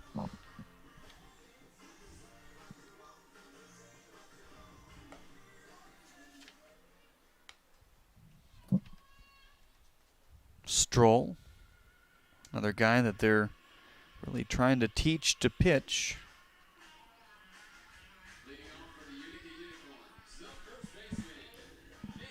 Three appearances, 5 innings, 4 hits, 5 runs, 4 of them earned thus far. Your Zach Hart agency, 3 men due up in the 4th. Nick Snyder, Colin McClelland, and Ashton Bartzell. Darnell got through his 3.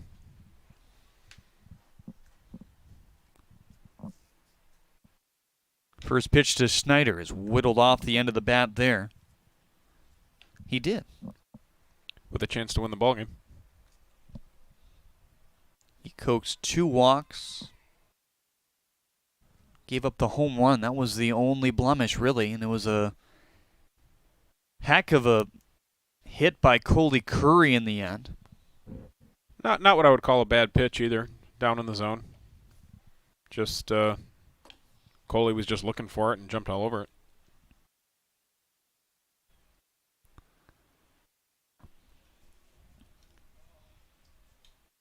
First home run of the year for Curry, and a double and a triple checking into play here today.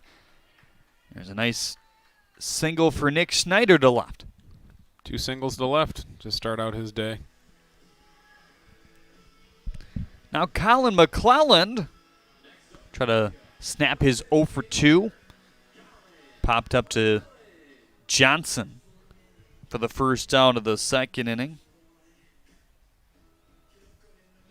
Home run by Curry going off the bat at a 107.7 on a line to right field. 4 runs off 2 hits and no errors so far for Eastside. 1 run off 3 hits and no errors for the Unicorns thus far. Rides out to Colin Mcclelland.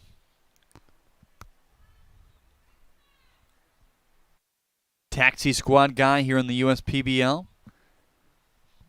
If you're new to our broadcast or the league, taxi squad allows guys like Colin Mcclelland to virtually play on a roster each night, whether that's the Unicorns, the Hoppers, the Beavers, the Mammoths. He can do it all technically. Normally they don't bounce like that, even though Xavier Warren has been the exception lately to get as many ABs as possible. But that is the objective, to get those guys a little bit more at bats. Also a opportunity to work in some new faces. A lot of your returners are designated to a roster.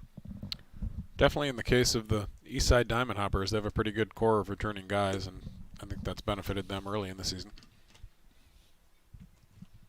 We have seen a trade here or there. Freddie Geely swap teams this year.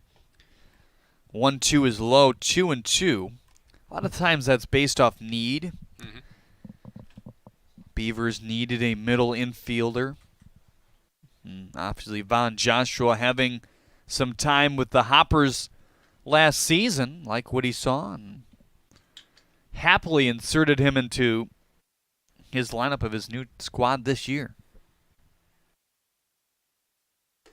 Paul Nochi probably not very happy to lose Julie, I'm guessing. Might have been a few phone calls made there. Those 2 guys are friends, though, Nochi and Joshua. 2 baseball lifers, that's for sure. Yep. Former major leaguers. My son came across a Paul Nochi baseball card the other day. Really? Yeah. That's pretty cool. He didn't know who he was, of course, but it's like, hey, that's the guy I work with, son. 70 games with the Chicago Cubs in '87, and had some time with the Cincinnati Reds in '90 as well. What year was he with the Cubs? 1987. 87. Did that?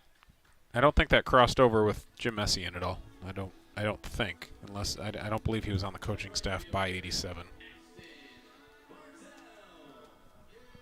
Ashton Bartzell get his second shot at things. He also had a pop out in that second inning, and Nochi is going to come to take a visit to Noah Stroll after a single and a walk to begin this inning.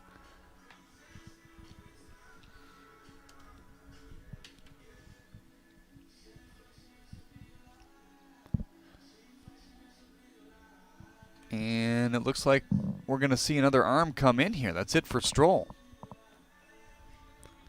Or are they looking for something out of the grounds crew here? Perhaps. No, it looks like Are that's they looking it. for a rosin bag, or? I don't think so. I think that's it for Stroll. Uh-oh. He's still on the mound currently. Yeah, you're right. Is that Quincy Jones coming in? Looks like it. Yep. So Jones originally was supposed to play on the Unicorns, but because of the pitching situation presented with Kyle Luger not able to go as the starter and Darnell coming in, they have since put Jones on the Hoppers here tonight. Quincy's always ready to help out, I'll tell you. He's a workhorse. He's always finding his way in there somewhere. I didn't happen to notice because I wasn't looking for it, of course, but he may not have warmed up very much. May have been something wrong there with Stroll as he walks back to the dugout with the trainer here. Yep.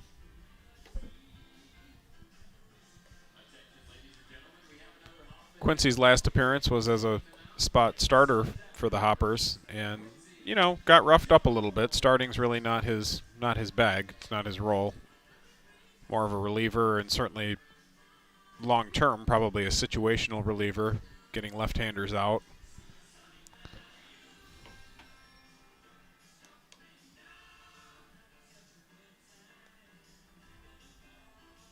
Maybe more precautionary than anything. He is holding that right arm.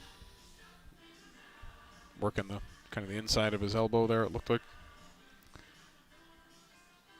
So Jim Essien talked about his time with the Cubs. It would not have intersected with Paul Noce. Okay. He was the manager of the Cubs in '91. Right, when Don Zimmer got fired, I believe.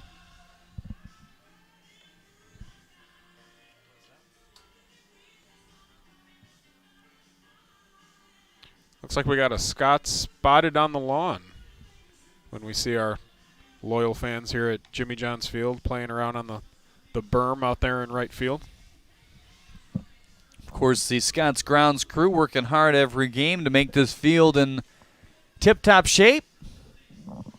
Quincy Jones going to be given a little bit more time than normal out of the pen to warm up because he was barely throwing down the right field line.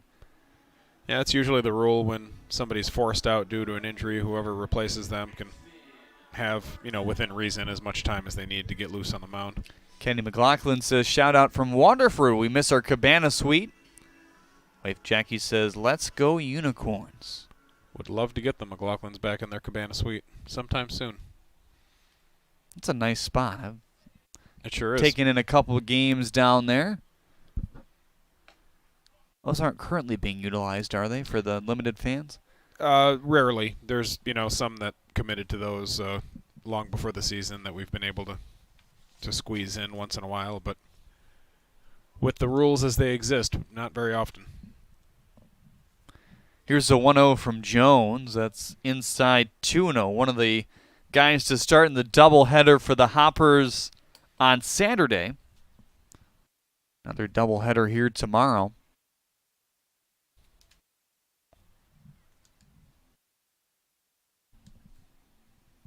Mammoths and the Beavers. 5:30, 7:05 projected start time. Straight doubleheader pretty much. And then wrapping up action this week, or next week, whatever way you look at it. I personally look at it as this week, but I guess officially. I think for baseball terms, you look at it as this week, traditionally. The Hoppers and the Unicorns will do battle on the 26th at 1:05.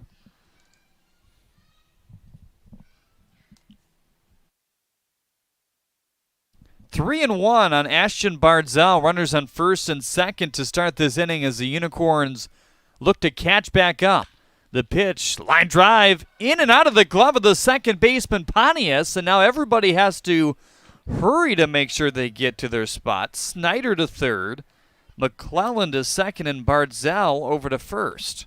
If he could have got just a little bit more of that and knocked it down and not had to pursue it so far, he still could have recovered and got that out at second, but it just scooted a little too far away from him. It's a well-hit ball.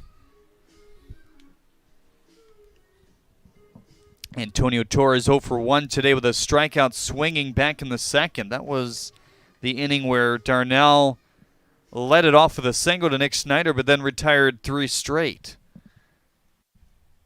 So Quincy Jones is already the third pitcher used for Paul Noce, quicker than he would have ever imagined, I'm sure.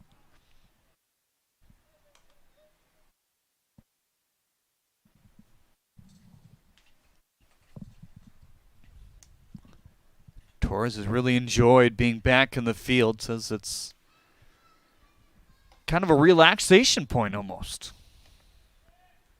He deserves a break here at the plate, the way that the Hoppers base runners have been getting huge jumps on the Unicorns pitching staff tonight. Third baseman Mahalik is in, slightly expecting a bunt here possibly. You won't see that at all for the most part here in the USPBL in terms of strategy. We saw a couple laid down looking for base hits. I'm sure when it comes to the championship or if it's a a tight game down the stretch where a team needs a win, they might do that, but they want to develop these guys and show them off, for lack of better terms, as Gray comes in for out number 1. I really don't like the bunt for a hit with the bases loaded because of the force out. You know, if you bunt it too close to the plate, you can run into a easy force out at home. I don't mind it in general with a guy on third base, just not so much with the force out. I'd rather the runner on third base have the chance to read it and not have to run home, depending on where it's bunted. You'd always rather have a tag play at home potentially than a force.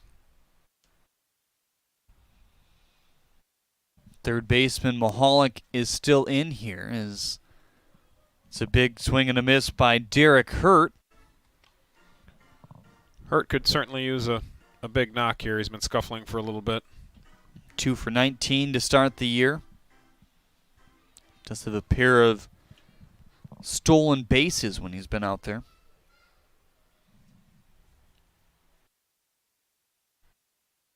Oh, 1 swing and a miss. Single, walk, single, pop out is the line thus far against Stroll and Jones. Something wrong with the right arm of Stroll. That's why we saw him lifted early on in this game. 0-2, broken bat it sounded like. To home they go, over to first, and your unconventional double play will end the inning in a flash. How about that? The old 1-2-3. It just shows that, you know, a very moderate speed fastball, you can still get it in and get it on the hands when they're not expecting it. Take a look at the Scots standings here in the USPBL. This Unicorn squad trying to stay on top of the league. Just 1 loss to this point at 6-1. The Hoppers could use one tonight to make some room between them and the Beavers. And the Mammoths picking up their first win the other night. We'll try to have some good luck in the doubleheader tomorrow. All it takes is a doubleheader sweep to pull the Mammoths back into this thing.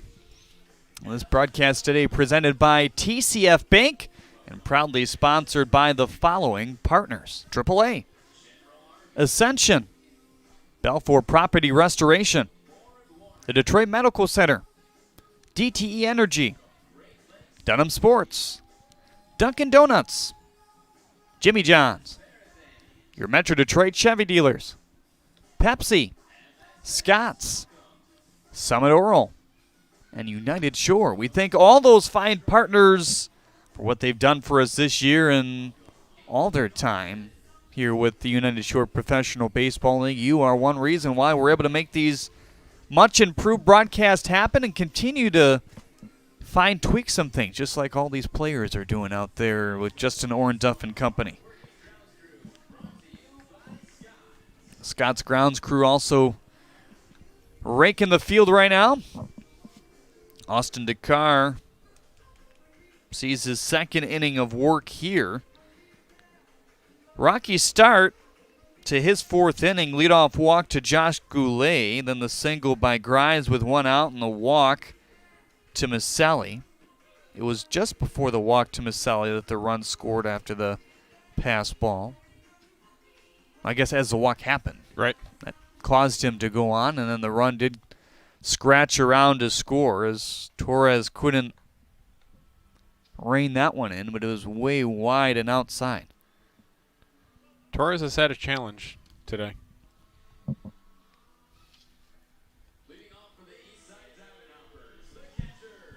Luke Johnson 0 for 2 today. Will be followed by Gray and Mahalik, your Zach Hart Agency men on deck here. We talked about Johnson's catching adjustments leading into this season. He's also made some hitting tweaks.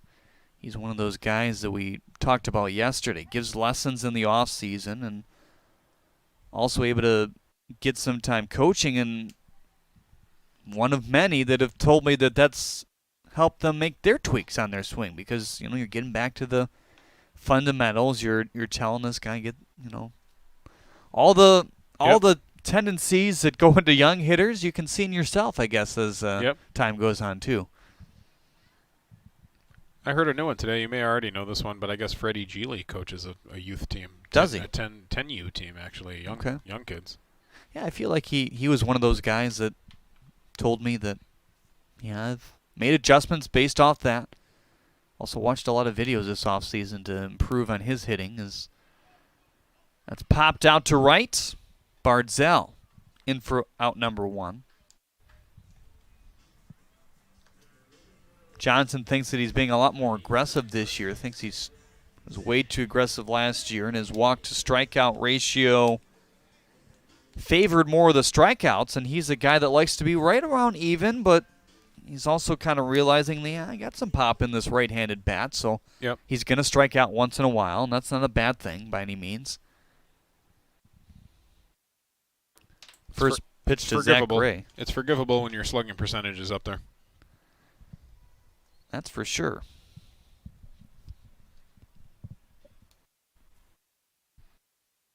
1-0 pitch is chopped high to first. Snyder from one first baseman to the other for the second out of the inning.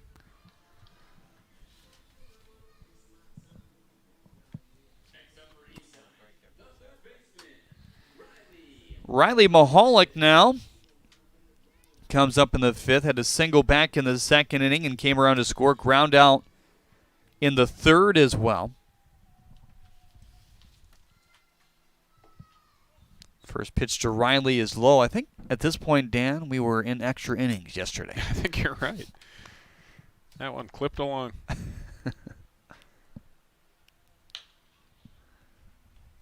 More tougher one to Snyder. Makes it look easy, though, and 2-3 U's to end this 5th inning. Still a 4-1 lead for the Diamond Hoppers. Trying to hold that as we go to the bottom of the 5th here on the USPBL Network. All the opportunities I've been given, I would not have been able to get at bigger universities. Here, the professor cares about your success and is willing to work for it with you. So much preparation for the future. I couldn't imagine being anywhere else. Detroit Mercy. Build a boundless future.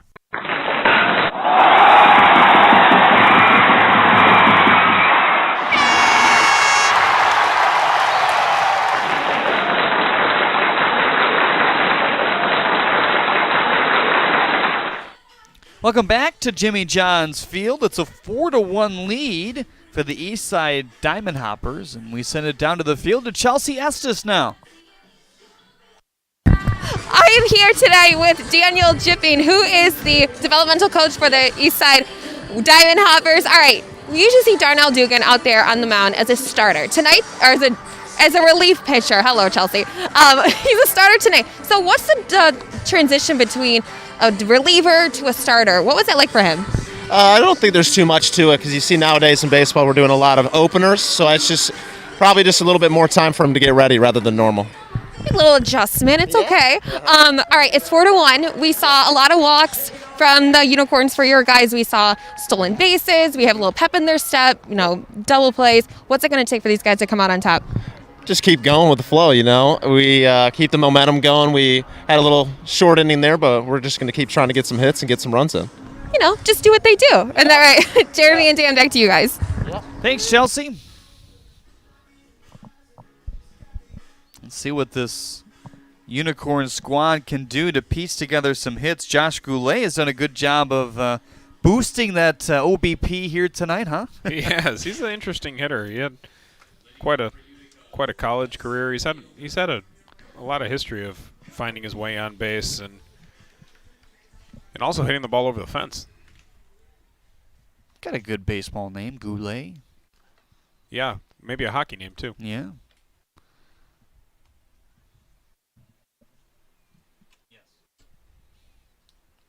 Greg Vaughn Jr., Nate Grise after that. Our Zach Hart agency, 3 men on deck as Goulet looks at strike 1.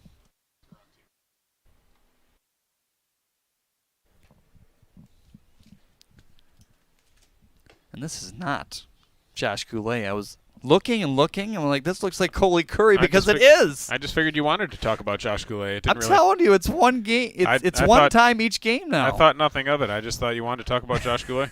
I don't mind talking about Josh Goulet. You got to flip over the scorebook, Jeremy. We got Coley Curry, though, who got into one the last time up. see how he does lefty on lefty here. Kind of a tough angle from Quincy Jones. Chopped on the ground, Pontius. Gray has to get back. He does for out number 1. Talk to Gray about his defense. I mean, we've talked about it. Paul Nochi raves about 22's defense over at first base. Says it's his best defensive first baseman that he's had in 40 years in baseball. And it's a lot of praise. Yeah. Gray says that part of the game comes a little bit more naturally to him. You can't hide a guy over there. You know, sometimes people think first base is for a guy who doesn't move too well, or maybe one of your weaker defensive players. And, you know, maybe we've seen that at times with guys who don't throw as well, or maybe bigger guys, but you can't hide someone there. Nice play by Pontius. Throws off balance, and Gray can't pick it as that one goes all the way to the dugout. Heading to second base is De La Cruz, and he will stand there with an early error here in the 5th. Our trend of talking about guys' defense and then, and then something happening related to their defense continues. Here's Malik Blaze now. Who do you give that one to? Probably to Pontius. Yeah, that's a tough play, you know, all the way around, but I think that's an error on the throw. I don't know that you can expect the first baseman to bail you out necessarily. First pitch to Blaze, clipped his jersey. That's all it takes, right? Yep. And now the tying run is at the plate.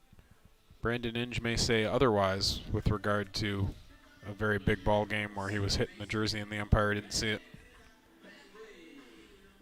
Game 163 in 2009.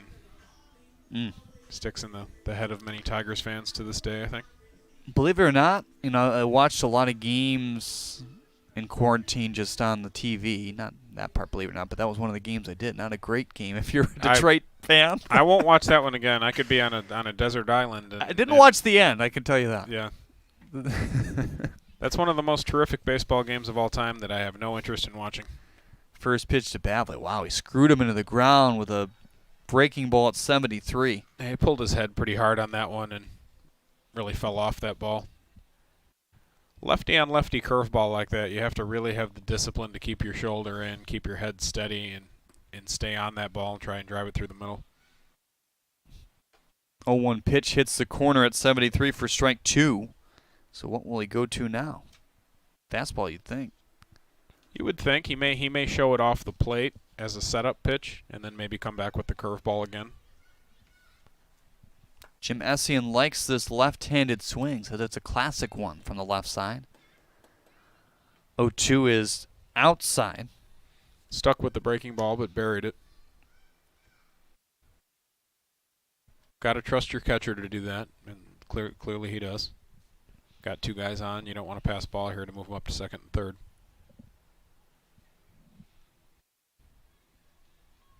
One-two is outside. Well, Bavley began his USPBL career from the Pecos League with a splash. It was a home run in his first at-bat. He really tore up that league pretty good overall.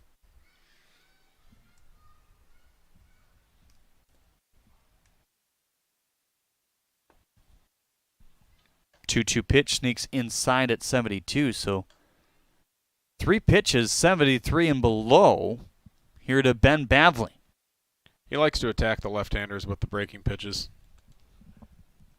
He shows the fastball, tries to spot with the fastball, but he really tries to attack with the breaking ball.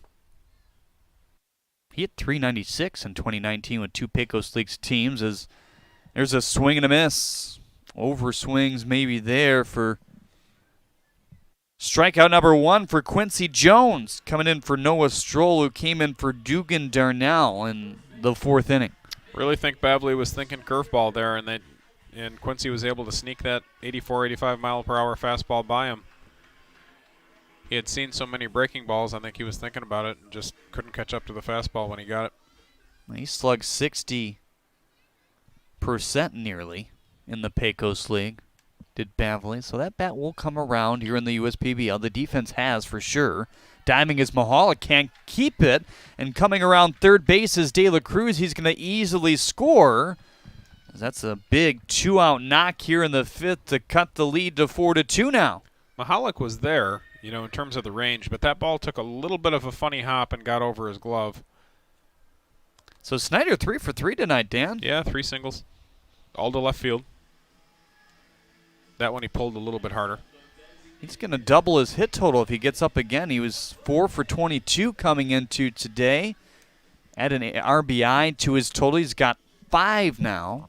That's one of the better power bats that they have in their lineup. They really need him to come around in the middle of the order for them to produce more runs. Colin McClelland all of a sudden is now the 6th man to the plate here in the 5th inning. Surmounts the highest output we've seen from the Unicorns. The 1 run before this frame was the home run to Curry.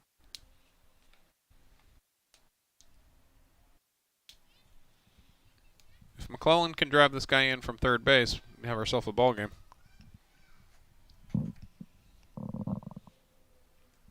Walk back in the 4th. He battled then in a 3-2 count.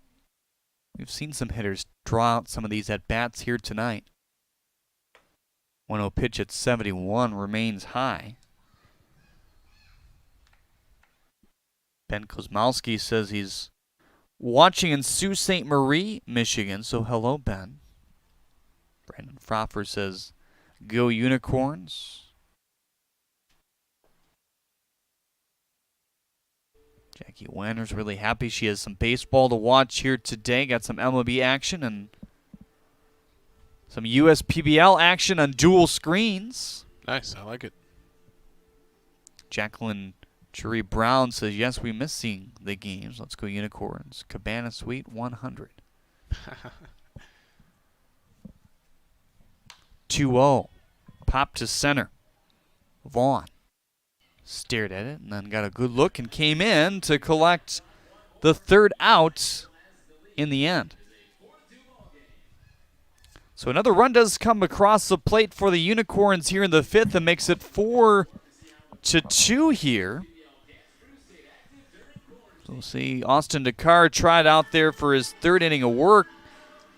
Really reeled things back in the 5th. 1-2-3 after he saw 6 come to the plate and 2 more runs score in the 4th. Jeremy Otto alongside Dan Griesbaum Jr. to bring the call here today. Chelsea Estes is our 3rd member of our crew. We're going to toss it to her now. All right, it's time to recognize a very deserving senior brought to you by the Michigan Schools and Government Credit Union. Tonight I'm going to be recognizing Erin Steller from Warren Mott High School. Erin is loving and funny. She's also creative and likes to write and use Photoshop. Erin will be attending Oakland University in the fall. Congratulations to Erin and all the other seniors who are graduating this summer. Congratulations, you guys. Jeremy and Dan, back to you. Thanks, Chelsea. Congratulations to Erin Steller from Warren Mott, the Marauders. Out in Warren. You see longtime basketball coach and De La Salle history, Greg Essler retired today. I did see that. I did see that. A legend. De La Salle out in Warren as well. Won a state championship with Lakeshore High School in St. Clair Shores. Member of I believe he's a member of the St. Clair Shores Athletic Hall of Fame, as my father is as well. Did he go there? He grew up in St. Clair Shores and went to Southlake. Okay. So that was the genesis of that. Sure.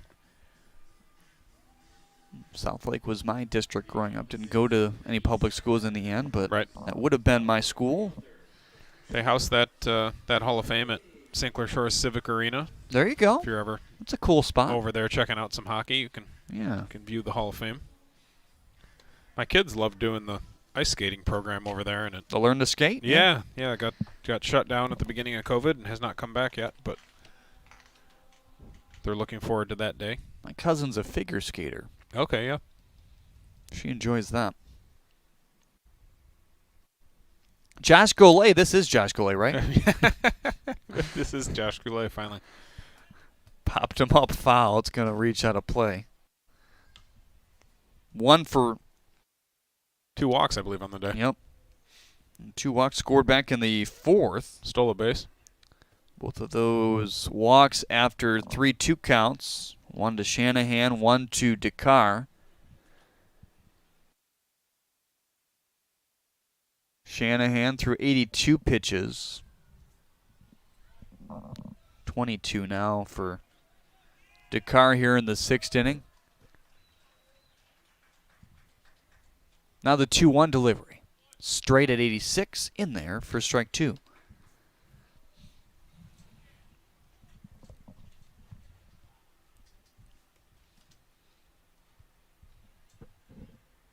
Now the even delivery. Swing and a miss. 77-mile-per-hour slider spun in there for strike 3.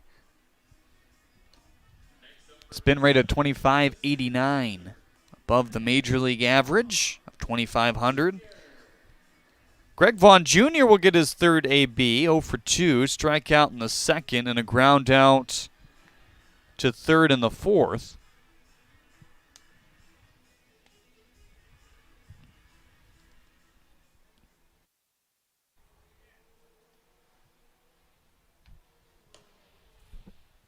High and tight at 86. So this Dakar fastball isn't exactly where it can go here tonight. I mean, when he's healthy, 93, 96. Yeah, I'm not sure what he's doing with it. I'm not sure if it's just not there tonight or if he's trying to do something a little bit different with it. If he's using a 2-seamer or a cutter at all, it's tough to tell from where we're at, but something we can certainly follow up on after the ballgame. And as he's recovered, his velocity has fluctuated, which is normal from a guy who's had elbow surgery / arm surgeries in the past. And that's something that Justin Orenduff and company are going to work with him on in terms of what's the best for his mechanics to ensure longevity, not only in the game but in a career, as that slider slips inside. All these guys going through the DVS software, I believe at the beginning of this week for the first time. So we'll get some of those scores from Justin Orenduff. 3-1 is on the ground foul. If you're interested in that, you can certainly look it up online, and there's plenty of articles that have been written in the Athletic, Detroit News, Free Press has done an article on it. I think even a couple of this year have come out. Justin Verlander, one of those guys that's high on the scale for mechanics. And those guys have a good relationship. I know they consult with each other about pitching frequently. Drafted in the same year, I believe, right? Mm-hmm. Played on Team USA together as well. Right. 3-2 pitch, shattered bat. It's going to get into left field for a base hit. And that bat died a hero. He placed it in the right spot. Not too often you're able to get a hit after the broken bat, and that one literally shattered. A big shrapnel to the left of home plate that Dakar is going to pick up there. Remember back in the day when Bo Jackson shattered a bat on a home run. Just incredible strength. Also broke one over his head one time. He was some kind of a specimen. Think we'll ever see a guy do both again? Oh boy, I think that's probably harder than ever now. Just the type of violence that it occurs in the NFL, just maybe at a certain position. I think running back probably not. Just too exposed to violent collisions there, but maybe a defensive back like Deion Sanders was, something of that nature. I think that's the first pickoff attempt we've seen in this game. As Shanahan and Dakar haven't been paying we should see much attention. We should see more, frankly. I think the Diamond Hoppers are running all over the place. LeBron James is a guy who's been talked about that they say could easily flip over to football. Yeah, I could see that.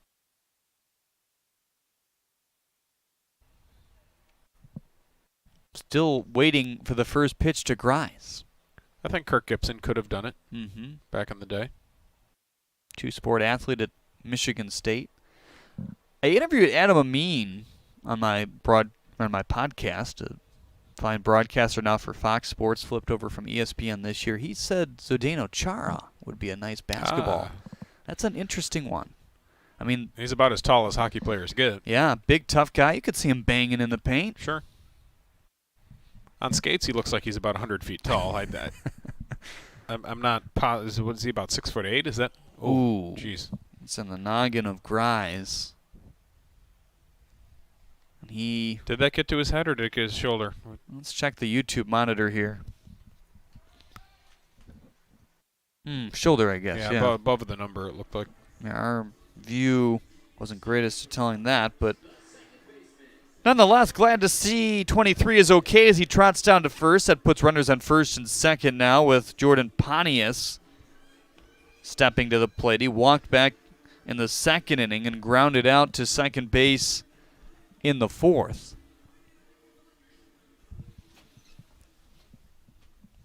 Hoppers up 4-2 here in the sixth inning.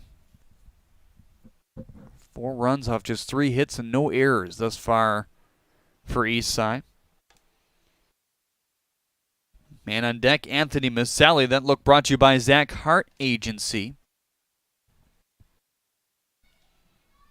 Much different game here tonight in terms of the way these hitters are getting on base. Ouch. Second in a row. Makes me wonder if he's maybe experimenting with a two-seamer or something. It seems like those balls are running in on him a little bit. That, combined with the velocity being a little bit down, just wondering if he might be experimenting with something there.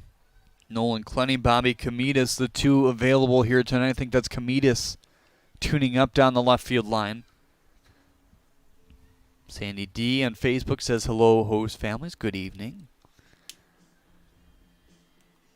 Weigh in on Facebook and YouTube with the chat. Sharon Jones wants the Hoppers to finish off this game. They're well on their way to that, it seems like. And this is a key spot. This is a key spot right here. They've got him on the ropes, looking for a AAA insurance run.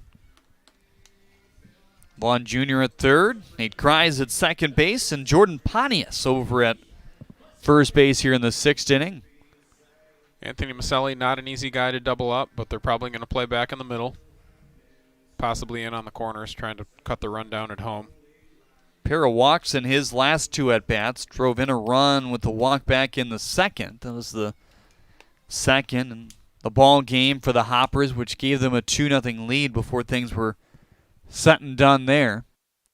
Corner infielders in, middle of the infield at medium depth as that one inside for ball 1. First pitch slider from Austin Dakar.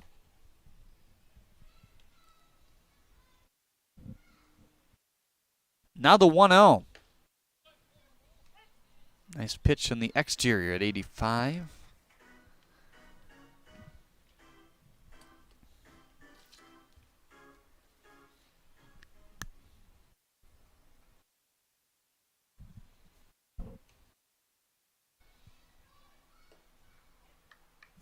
Two and 1 now on Anthony Maselli. Jalen Smith would be next. Nope, go ahead. You go ahead. He's I'm just thinking you're plussing the count here. If you're Maselli, you really just want to see a ball that you can drive to the outfield, not something down in the zone that you could get doubled up on. Low, 3-1 with nowhere to put him here. He did a good job with that pitch. He laid off it. That was a pitcher's pitch. Now he's got a 3-1 count, and he can be very selective here. Trying to get the first hit. Out of the top 3 in the lineup, they're combined 0 for 7 with the exception of his 2 walks. 3-1 way outside at 89, and another run will walk in. We've seen 3 of those in this game for Unicorns pitching. Jim Messian might want to make a change here. It looks like it's the command is just not there right now for Dakar. He will make his second visit to the mound to make that change here in the 6th. 5 runs off 3 hits and no errors. That doesn't really tell the story for the Hoppers.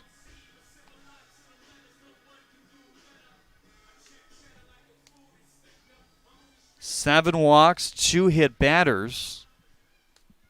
And Comedis will be the man to come in. Jalen Smith coming up here in the 6th with 1 out.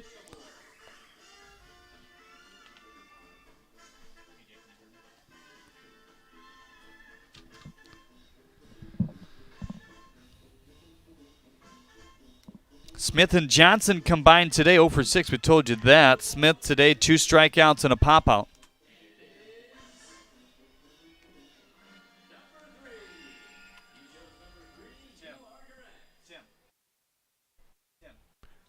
Had a chance to talk to Comedis recently. His last time out, he started, and we had that lightning delay, and set us back about a half hour. And I asked Bobby if he was planning on coming back out after that lightning delay. He certainly felt like he could have, but the decision was just made to go to a reliever at that point. As often will happen after a delay, you don't want your pitcher to cool down and then have to heat up again.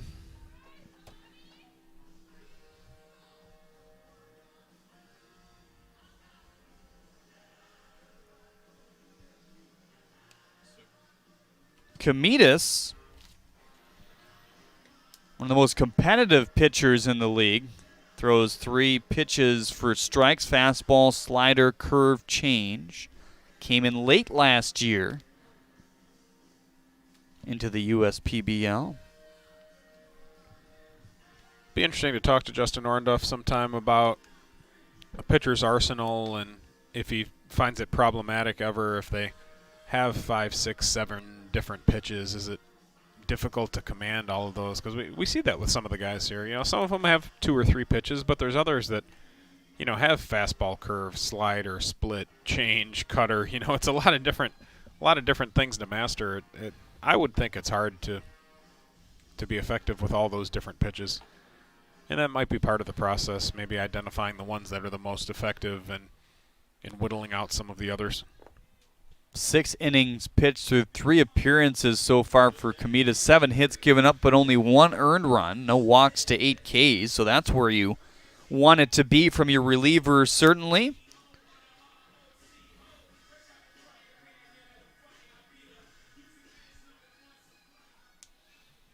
Jalen Smith, no better time to break an 0 for 3 with 2 Ks here in the 6th.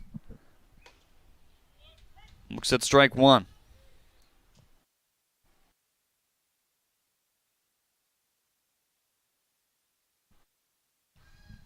Smith 4 for 24 to begin the year.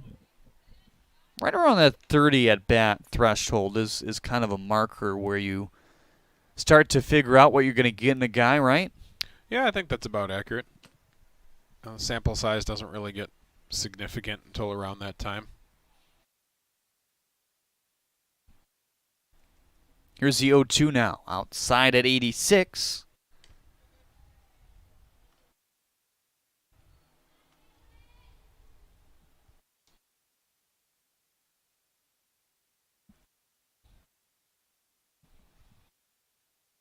Now the 1-2 pitch. Swing and a miss. Buried him at 83 on the exterior there. Spin rate of 2380. On the swinging strike 3, and Smith has the hat trick of strikeouts in innings 2, 4, and 6 now. That's a big strikeout there. You've got bases loaded with 1 out, and if you can set somebody down without putting it in play, that gives you a shot to get out of the inning. Hopper's already with 1 insurance run this inning, and if they get any more, might be able to put this one away.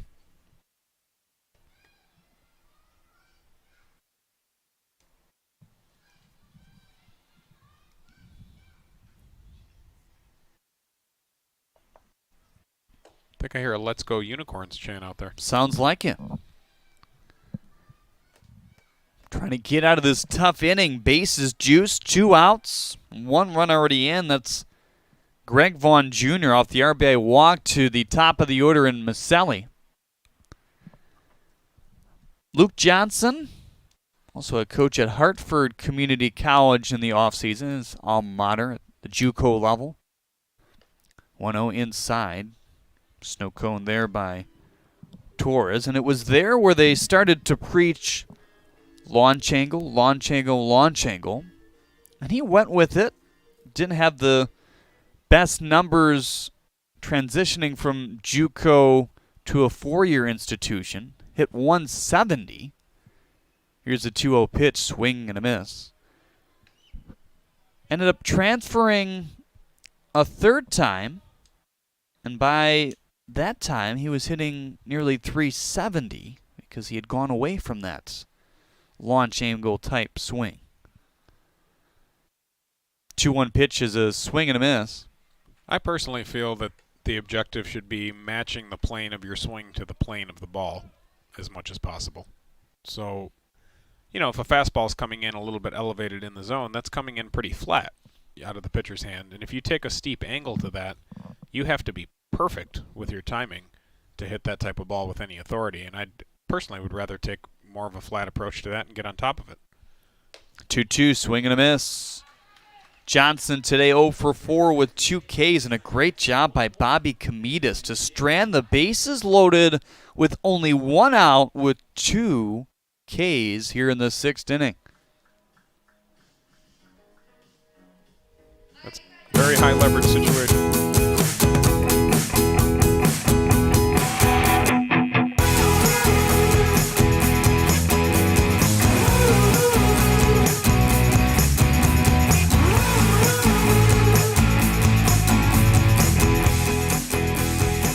Catch the Chevy Malibu at your Metro Detroit Chevy dealers.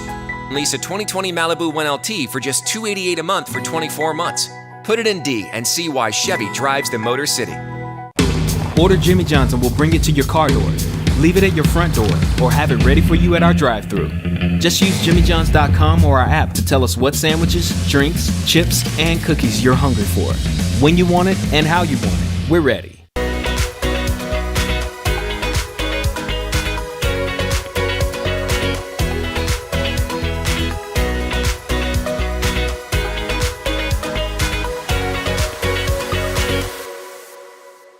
Welcome back to Jimmy John's Field, everyone. 6th inning of play. Great job by Bobby Komitas to keep the score right where it is at 5-2. He came in with the bases loaded and only 1 out and struck out the number 2 hitter in Jalen Smith and then the number 3 hitter in Luke Johnson. It's a high leverage situation to bring in a reliever, and I think one of the most overlooked stats maybe in all of pitching is stranded runners. You know, how many stranded runners can you leave out there? How many of those inherited runners can you keep from crossing the plate as a reliever? Jason Zylish on Facebook comments, it would be an awesome evening to be sitting on the berm. I agree. Sun has gone down, 9:14 p.m. Eastern here in Utica, Michigan. Nate Grimes is a beast, says Joey Connor on YouTube. Audley Edgerton says, go Unicorns. Thanks to everyone for tuning in here tonight on the USPBL Network. Jeremy Otto alongside Dan Griesbaum Jr. to bring you the call. Ty Hensley and A.J. Coleman dueled last night. It's a duel of walks, at least for one squad here tonight in the Diamond Hoppers. If you put the length of these two games together, you probably get an average one. Very true. Baseball has a way of averaging things out over time.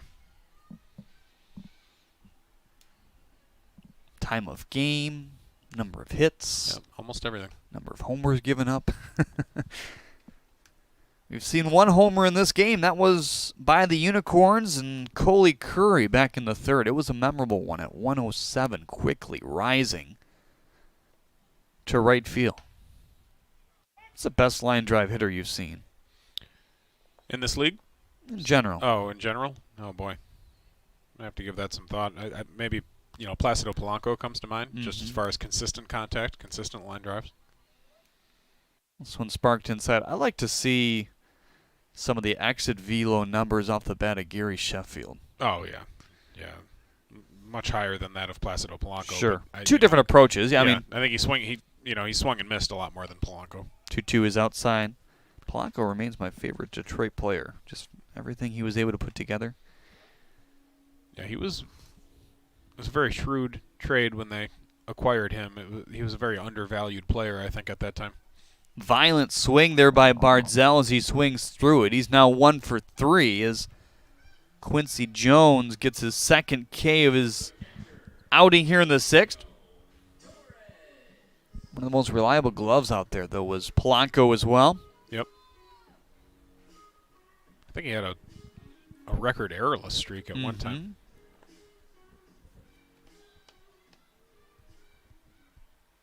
I think it was nearly a season's worth. I believe so, yeah. Over time. Right. One high to Antonio Torres. He's got a strikeout in the 2nd and a pop-out in the 4th inning. California native. It's been a tough spot for COVID for sure. One of the hotbeds to start and kind of still right up there.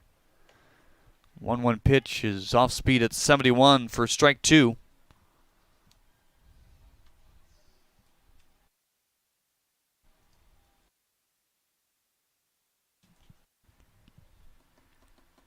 Now the 1-2 delivery.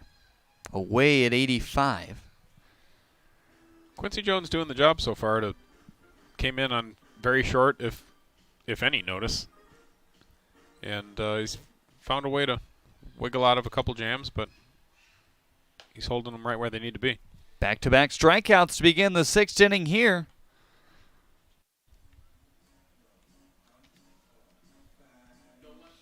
Jones spending his senior season at William Woods University out of the NAIA.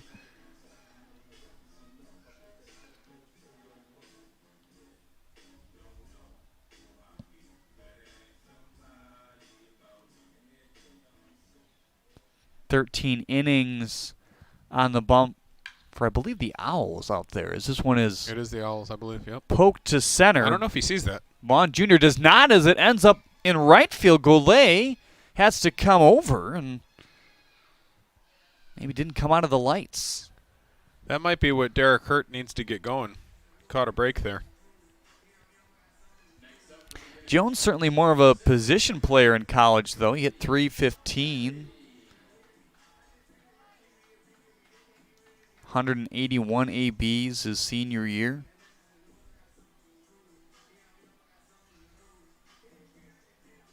.12 doubles, so a little bit of pop in the bat as well. He could have been out of this inning 1-2-3. And I guess we call that a double. Yeah, didn't touch it. It would be just like baseball for Derek Hurt to go on a run right now, too. Get about 5 or 6 hits in a row. He hit into that 1-2-3 double play. I don't remember the last time I've seen a 1-2-3. Right. 0-1 little blinder into the gap in left center field. That baby's going to get down and go all the way to the wall. Easily scoring is Derek Hurt. Chugging to second base is Curry. And that's a 2-hit night for him. He's knocked in some of the only runs for the Unicorns here tonight. It's 5-3. Nice piece of hitting there by Coley Curry. Lefty on lefty, kept his shoulder in, drove the ball the other way. Gets himself an RBI and putting together a nice day.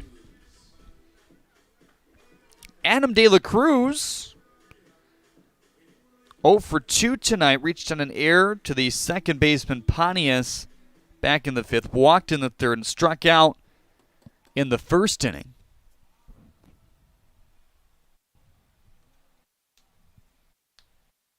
First pitch to Adam, right back up the box, high chop to Pontius in the end, and the low throw is picked up by Zach Gray in the end. One more run does come across off the double. It was lost maybe in the lights off the bat of Coley Curry, and it's now 5-3 in favor of the Hoppers. Now time for that Metro Detroit Chevy Dealers race.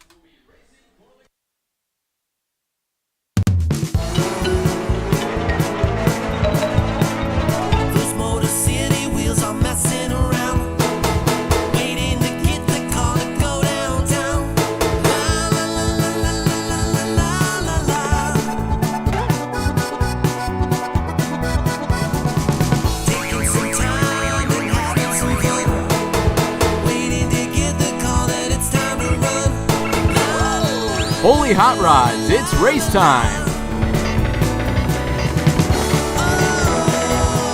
Chevy Detroit wheels, start your engines! Well, you got a 4-game winning streak when it comes to trivia. I'm going to let you pick again here. You haven't been the best on this, though. I'm going with Bella Air. Good start. Early lead, but I don't know about this route. I don't know about any of these routes. Yeah. It might be a crash into the sidewall there, into the Frank Rewald. Little spin for Bella. She better climb back into this quick. And cruising along the Unicorns dugout here. Petey Pickup making a dash, and Petey Pickup picking it up as he crosses behind home plate here. How about it? Looks like I'm better at trivia than I am picking the car races. Petey Pickup is going to win this in style. Flies through the finish line there. Your Metro Detroit Chevy dealers race. Put it in D. See why Chevy drives the Motor City. Go down to Chelsea Estes now. Chelsea. All right, I am here with the Metro Detroit Chevy dealer fan of the game. I'm here with my buddy Max. Max picked the right car to win, so we're already off to a good start. Max, you have a lot of fans here today, aka your friends. It's been a fun night for you here at Jimmy John's Field. What has been your favorite part about tonight? When me and my friends went to one of the players, Curry, and we said good luck to him, and he hit the home run. I think you're his good luck charm. If he was, they said good luck to Colin Curry, and he hit his first home run. Awesome job. Well, I'm glad you're here. I'm glad you're having a great time. Again, he is the Metro Detroit Chevy dealer fan of the game. Give it up for my buddy Max here. Guys, back to you. Thanks, Chelsea. What's he got, a little video game mask on there? Good job by... Picked the winner of the race, unlike me. What are your feelings on car races? Are you a NASCAR guy or an IndyCar guy or anything like that? You know, not really. I actually have attended the hydroplane races once here in Detroit. I kind of got into that. It was different. Interesting.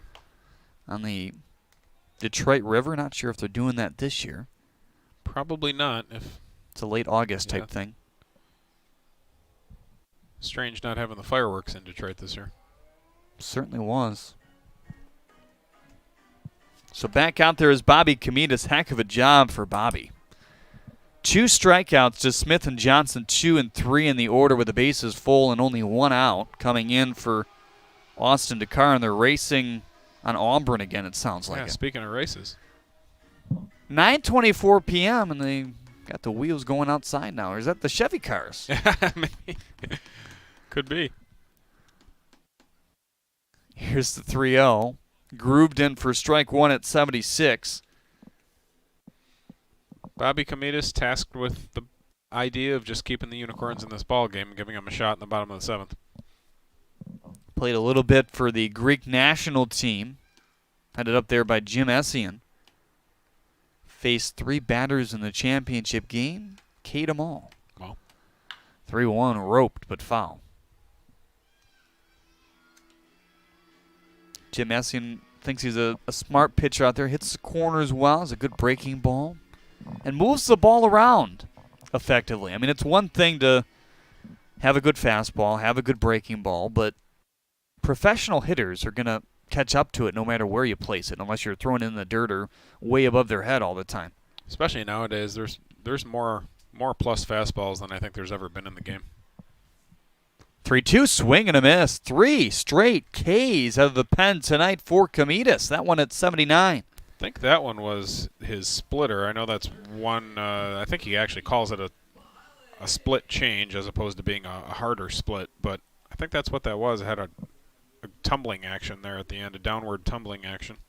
Well, maybe this is what the Unicorns need in this game. Pitching has always been their strong suit, at least this year, and becoming the best team record-wise in the USPBL. Not as much here tonight before Comitas, but if he can set it down, they scored a run in the last half. You leave it to the home half of the 7th and see what happens as the home squad.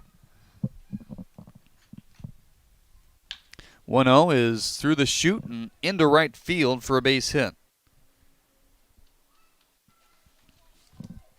The Unicorns will have 3, 4, 5 coming up in the 7th, and Blaze, Bavley, and Snyder. Snyder has had a great day. You set him up with a pair of runners. Maybe he hits one out. You never know. He has that power. 3 singles to his credit tonight. That look at the batters drew up in the next tap, brought to you by Zach Hart Agency. It'll be interesting to see what the Hoppers do pitching-wise to close this one out, if they give Quincy a shot to stay out there. Circled on the ground to Bavley, looked to second, smartly went over to first for the sure out. Maybe that was the Chevy car. See him now? I see him. They were showing off in the parking lot. They went out to Auburn Road first before they made it to right field. They really turned the burners on late, though. They got to turn those on when they're on the field. Right.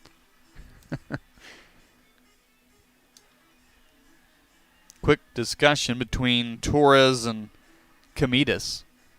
Ty Hensley spoke very highly of both Torres and Finney, given the situation that these catchers and pitchers have been put in. I know we've talked about it, but, I mean, that's the closest relationship that has to happen outside of your manager to players in the diamond, isn't it? Yeah, it's more difficult than ever. You're not really sharing any time in the clubhouse. You haven't shared any spring training together. Excuse me, swing in for strike one. Vaughn Jr. trying to sell. Yeah, I took that back. Not quite. Gary Wagenschitz said not quite, as Dan Griesbaum mentioned here. Vaughn had a single in his last at-bat, came around to score. That's what made this game 5-2 at that venture. Hoppers would like to tack one on here with another AAA insurance run, head into the 7th with a 3-run lead instead of a 2-run lead. Here's the 0-2. Swing and a miss at 84. Spun another good one off and took something off at 83.5 miles an hour there. He's got 4 strikeouts in an inning and 2/3 thus far. Bobby Comita stranding the one-out single at second base. To Leo Ortel we go. It's Take Me Out to the Ball Game and the 7th inning stretch. Let's hear you sing. Take me out to the ball game. Take me out with the crowd. Buy me some peanuts and Cracker Jack. I don't care if I never get back. Let me root for the home team. If they don't win, it's a shame. For it's 1, 2, 3 strikes, you're out at the old ball game. Thank you, fans, for participating in the 7th inning stretch. Hey, get some runs, says Harry Carey, yeah, for the Unicorns here. Yep. It's your Genesis Credit Union 7th inning stretch. And for USPBL action, at least for now, this is the end unless we see a couple runs trickle in and we go to extra innings. We saw that yesterday, but a much quicker game. Definitely. Looks like they're going to go with Rabin Martin here to try and close this one out. Been in more of a setup role to this point, but the usual closer started this one, so he's moving into that closer spot. Left-hander who's a pretty good prospect and has definitely had some success so far. In fact, hasn't given up an earned run yet this season in 9 innings, so not a bad guy to trot out there. I know we were pondering what happens with that run in extras because you have the international rule with the runner starting at second base for every inning, a max of 2 innings here in the USPBL, so it could theoretically end in a tie, but it's tough to not score that run at times. I mean, especially when you got, 3 batters to do it, no outs to start things. Talked to one of my stat gurus, Ryan Ronkowitz, down at Lourdes University in Sylvania, Ohio, just outside of Toledo. He said that that run is a team unearned. That would have been my guess, that it was a team. Did you say a team earned or an unearned? Unearned, yeah. Okay. Team unearned run. Okay. Because I feel like the pitcher who's out there doesn't necessarily deserve that against their record. Here's Malik Blaze now. 4, 5, 6. Blaze, Bavley, Snyder, Zach Hart, Agency, 3 men due up in the 7th inning. Did you ask your stat guru as far as the pitcher of record in a situation like that? I did not. Have to dial him up again. Maybe P.J. Grodowski knows that. See some time in the SID world as well outside of his directing duties here at the USPBL. Blaze has reached base 3 times today, but has yet to get a hit. Hit by pitch, walk, fielder's choice. About every way you can without getting hit besides the reach on air, I guess. Right.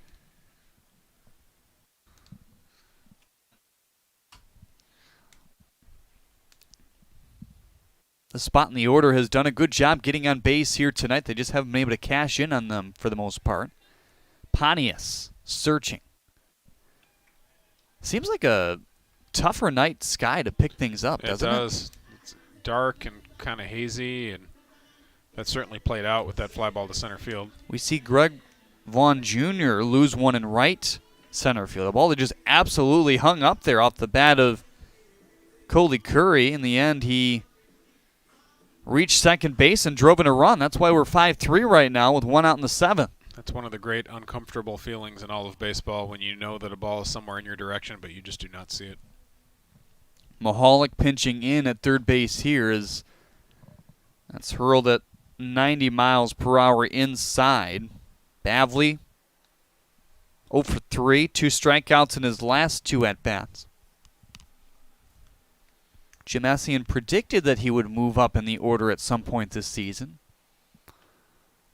And for a squad looking for the offense, it's not a bad idea to try putting him in the cleanup spot here tonight. Definitely.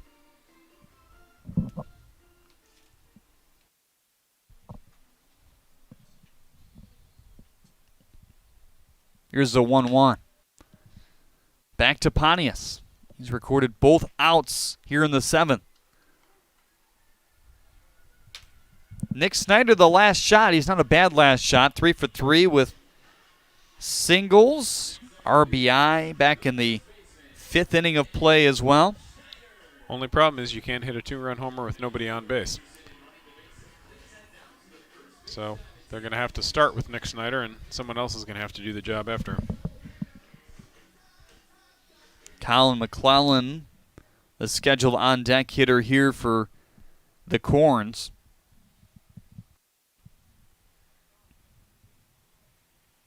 First baseman well off the line and in. So they've been kind of staggering with the first and third basemen on those type looks. Third baseman Mahalik way back and off the line. Shortstop and second baseman. He has pulled everything today. 1-0, 75 mile per hour pitch and a swing and a miss.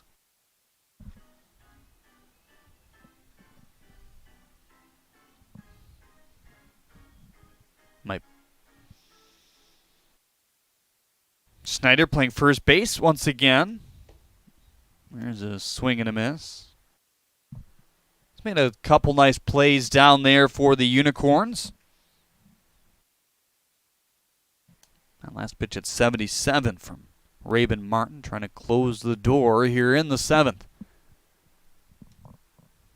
Got to pop out and a ground out this far. Here's the 1-2 pitch. Didn't get a good grip on you. You could see that right off his hand. Yep. 71 floating to the outside. It's a decent gap in left center field. The left fielder Grimes is off the line. I think that might have been the first true curveball he tried. He's got that harder breaking ball slider also. Here's the 2-2. On the ground, second base side, Pontius. Yeah, why not? And Martin combined for the save, right? Exactly. Pop out, ground out, everything to Pontius over at second base. And a nice job by the Hoppers to hold on to this one by a final of 5-3 here tonight, Dan. Yeah, the Hoppers getting back in the winning form. Dugan Darnell put it in the category of good enough as far as his start. He only went 3, but he's been a reliever, not stretched out a whole lot, but he did a good job, kept his team in the game, and got to give some credit to Quincy Jones coming in a pinch, when he wasn't really expected, and he held things down. He doesn't have overpowering stuff, but he did a nice job to keep Utica off balance, took care of some left-handed hitters, and did the job. Chelsea Estes will catch up with our player of the game when we get back on the USPBL Network. Stick with us.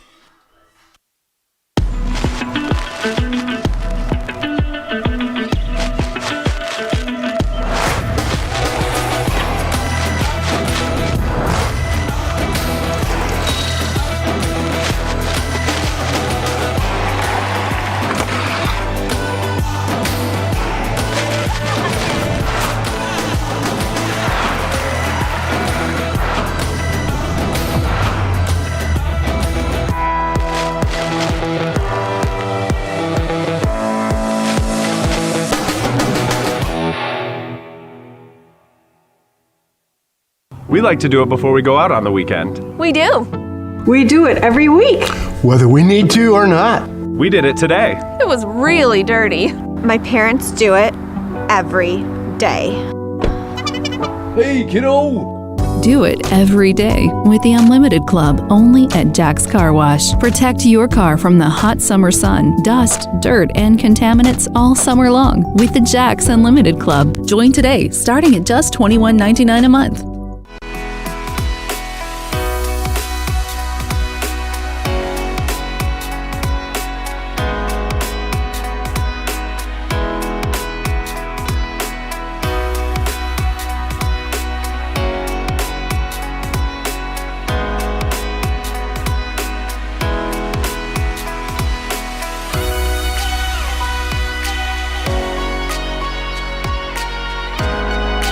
Throughout your life, from big moments to ones well-earned, we're your financial guardian angel.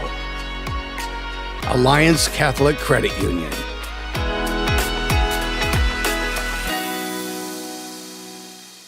Detroit Mercy really models a value-based education. They focus a lot on service, which provides so many different experiences and opportunities that allows us to tie in everything we learn, how to apply that outside of the class. There are a number of different programs that we're a part of to help bring the community back and revitalize the city of Detroit. Doing service with the community really helps bring Detroit Mercy outside of the gates and to everyone. Detroit Mercy. Build a boundless future. With Equinox from your Metro Detroit Chevy dealers, the sky isn't the limit. Lease a 2020 Equinox LT front-wheel drive for just $261 a month. Put it in D and see why Chevy drives the Motor City. Visit ChevyDetroit.com. Welcome back to Jimmy John's Field, everyone. Good save by Rabin Martin and Pontius combined. I know, So we got officially lights booking on and it. everything. Pop out, We're ground not on out, the ground field, out, like, everything what'd you going to do? second base. The Unicorn shut down here today, 5-3. Big time win for the Hoppers to try to separate themselves in that 2 and 3 spot a little Oh bit my with crap. the Beavers in our Scots standings, but they came up with a good win here today. You could say the Bats going, but the Walks got going, right? Yeah, they sure did. It's like You we're know, in like big a victory. studio. You know, also, it's like a two-game swing with the first place club, the Unicorns. You know, pulls them closer to getting into that first I know, place right? mix. But yeah, Greg Shanahan. You know, I think his second inning was shaky. He had a lot of trouble controlling his fastball. You're gonna get in trouble. The That trolls was will really come the story of that game. after. On your Auto Lab post-game show, Chelsea Estes is at the United Shore Media Desk. Chelsea, go. All right, I am here with the Auto Lab player of the game. I'm here with Dugan Darnell from the Eastside Diamond Hoppers. It's so good to see you. You know, let's go over your stats for tonight and for the viewers at home in case you didn't get this either. You had 3 innings pitched, 2 hits, and 5 strikeouts. Not bad for a night. So I asked your developmental coach this earlier, and I'm going to ask you. You're normally a reliever, you know, back end of the bullpen kind of guy. So what was it like being a starter tonight? I just try to just not overthink it and just kind of do what my job is. Just throw strikes, get outs, get our team in a good position to win. Did you have to do any like different pregame warm-up things, you know, knowing that you had a different role tonight? It was certainly nicer to have more time to stretch and just kind of get my mind right. So I liked it a lot. Good. Well, hopefully we'll see you back out there again, which I'm sure we will. So this was your first matchup, the Diamond Hoppers, between the Utica Unicorns. You guys handed them their second win. They're now 6-2. So they're in the first place, but you guys are a force to be reckoned with. So what can you take away knowing that you faced their players for the first time tonight? moving ahead, knowing that you're going to see them quite a few more times this season? Right. Yeah, it was just nice to get out there and face most of the hitters, develop a plan for some of them. I guess, they're a great team, and it was always fun, playing against those guys that are, they're scrappy hitters. So it was fun for sure. You're taking mental notes how to get them out next time, right? All right, so what were you doing to prepare for during the off season? I know we've had a crazy off season, so what were you doing to get ready? I spent a lot of time over at 2SP with Joe Neal and even Justin Orndorff in the DVS program. They helped me quite a bit this off season and kind of just redevelop my mechanics and redesign some pitches. So it was a nice off season. Awesome, and looks like clearly you've taken a lot of the things that you've learned and put it into play. So you're a returner. This is not your first time here at USTBL. So what's it like being back? Kind of the game, the feel of it all. What can you show the new guys? Basically just, it's nice to be back, less distractions for sure. Kind of helping the new guys buy into the DVS system. Obviously it works, and, we're very, have a lot of pride in it. But it's nice being back. Very nice. It's nice to see you. So why don't you describe to us as the DBS system for fans at home who may not understand what this is? Yeah, it's mechanics, a whole set of mechanics, arm care, basically just taking care of your body, and you basically buy into the mechanics, and it'll work out. Awesome. Thanks for explaining. All right, one fun question before I let you go tonight. You've done this many times before. You've been at ballparks ever since you were a little kid. And the MLB started, back in season. So how many times do you think you've heard the song "Take Me Out to the Ball Game" in your career? Specific number? Or an estimate. Okay. I'd have to say we were big Tigers fans. I'd have to say probably somewhere around 100. That's a good estimate, 100. I love it. All right, everyone. Again, Auto Lab Player of the Game, Duke and Darnell. Have a good night. Thanks, Chelsea. Got some spirited teammates behind having some fun here. I like it. It's fun to win. You can't recognize any of these guys with the masks and sunglasses. And that contributes to the comedy, though, for me, I think. They look like, soldiers sneaking up on someone. Well, we thank everybody for tuning in here today. Let's take a peek at our Motor City Casino upcoming games. The Double Dip tomorrow, and two new guys on the mound for Game 1. Bruce Bell and Gavin Wayman set to go for the Beavers and the Mammoths. And Sunday you got the Unicorns and the Hoppers right at it again. Luger and Rebels, you're scheduled to here tonight. Your thoughts quickly on tonight's game? Tonight's game, I thought, really turned with Shanahan's second inning. He was commanding his breaking ball well, but was just having trouble with his fastball, and it just got him in trouble in the second. Walked too many guys, and that was really where the game turned. Overall, I thought the pitching was good. Bobby Comitas did a terrific job when he came in for the Unicorns, but it really turned on that second inning. Well, we thank everybody for tuning in here today, and all hard work going on behind the scenes. Enver, one of our cameramen here today, along with Adam and everybody else that made this broadcast possible. PJ Gradowski, Jeremiah Hergott behind the scenes. My broadcast partner today, Dan Griesbaum Jr. I'm Jeremy Otto. We will see you tomorrow at 5:30 for the Double